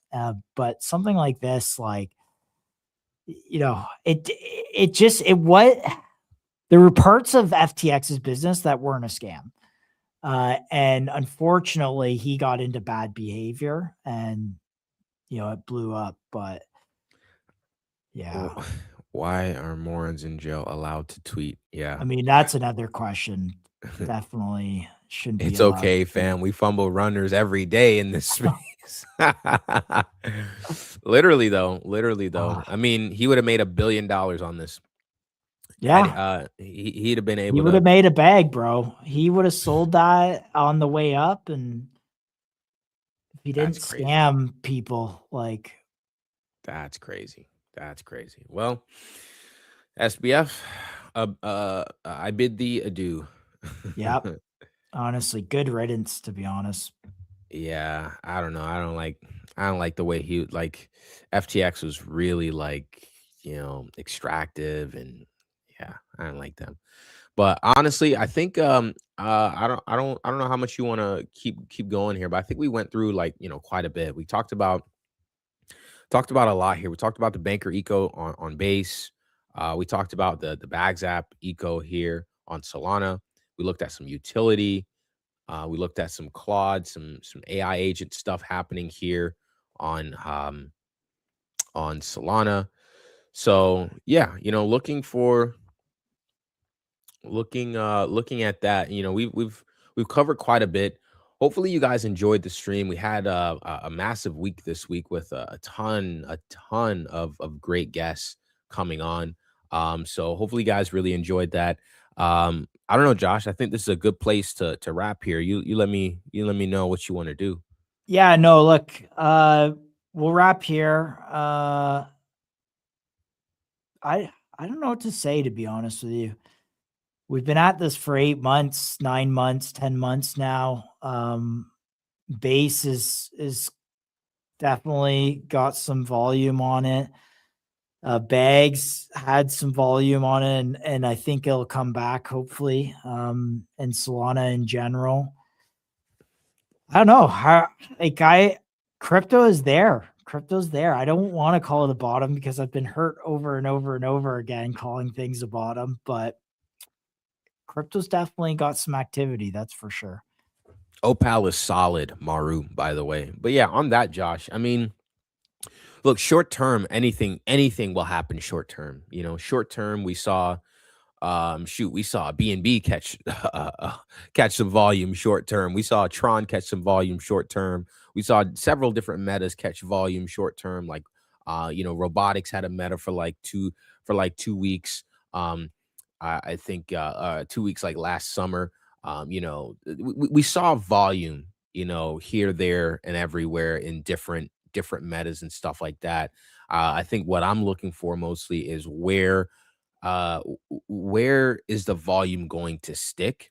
I think driven by like these AI agents, I think that's a really important space to continue to watch. But overall, you know, overall, I think Bags has the like they've proved the concept has been proven already with Bags because if you look at it, like our interview for Martin DeVito this week, the Soul Tomato dev, literally like if there was if Bags didn't or if this mechanism didn't exist, like he wouldn't even have been able to conduct this experiment in the first place. But I think for me, the thing that I'm waiting on with Bags is their click to claim turns into ownership. When that happens, like I'm fully in. I think Bags, honestly, like there's the proof of concept has been there. They funded some really great stuff. I think Andy, what he's working on with Loria, I think that'll be pretty big. I think that'll be pretty huge. But yeah, like we just have to keep keep watching and seeing what they have. But I think they have some stuff that they're cooking up, and I love their move toward ownership. And I think that's going to be a real catalyst for a lot of the projects because you know essentially what you're doing with Bags is you're funding these like open source startups. You're funding these like insane ideas, and a lot of times these ideas can turn into something crazy. Like let's take CMEM for example. Let's say that that I remember on his first interview he said he felt like Anthropic kind of took his solution and implemented it into their tech stack. Let's say that was true. Let's say there was a dev that came on, they launched on Bags, the idea caught traction, and the idea got picked up by a much larger company.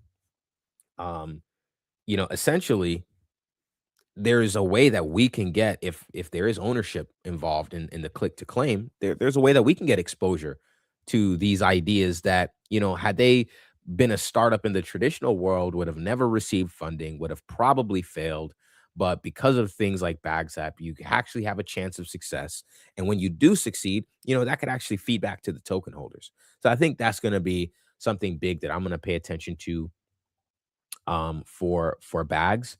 And I think it's something if what Soju said, I saw he referenced something like that. I think that's important to watch. I think that's something that they're already, looking at. So I'm very, very, very interested in the Bags app ecosystem, what their next move is. And I want to see how that affects, devs coming launching on Bags, and I want to see what the ripple effects are. Yep. And I saw True Social from President Trump is doing a Kronos yield maximizer ETF. Like, what are we doing here? Kronos token is getting an ETF. I have no idea. BTC and Ether. Bro, like this, what gets me this cycle so far is that on one hand, you have like the president announcing ETF products, and then crypto's down only. Like if that happened in 2017, like crypto would have, those announcements would have handled ETH. Like 100%. Handled BTC. And I struggle because I'm like, on one hand, we're getting all the dream announcements, the president of the United States building crypto products. Like, come on, BlackRock buying Uni tokens. Like, come on. And just indifference. Yeah. And I guess that's the overall the pure one apathy. word. Pure Yeah, apathy. the one word to sum it all up is apathy and indifference. Or two words, I guess you could say. Apathy and indifference. I think that's market doesn't care about much right now. Call it a bear market, or call it people just not paying attention, or call it markets being inefficient. But a lot of these prices should be a lot higher. Like if Uni is being bought up by BlackRock, that should be higher, man. But it shows me that the indifference and apathy isn't just on Solana. The indifference and apathy is also on, it's just in this space in general, right? So something I'm paying attention to here, something I'm definitely watching closely. But all right, yeah, guys, appreciate y'all tuning in. Look, it's been a fun week. We have a fun week ahead of us as well. So you want to follow the MCG account on Twitter at MicroCapGem Show. We'll be posting the schedule for next week this weekend. And we have some great guests that we have coming on, both traders and founders. And we got a lot of things cooking here for you guys. So we'll be here running and guiding you guys through this entire bear market. Maru, arigato, sayonara, GG's. Arigato nasamasu. I don't know if I said that right, by the way. See ya. I don't know either.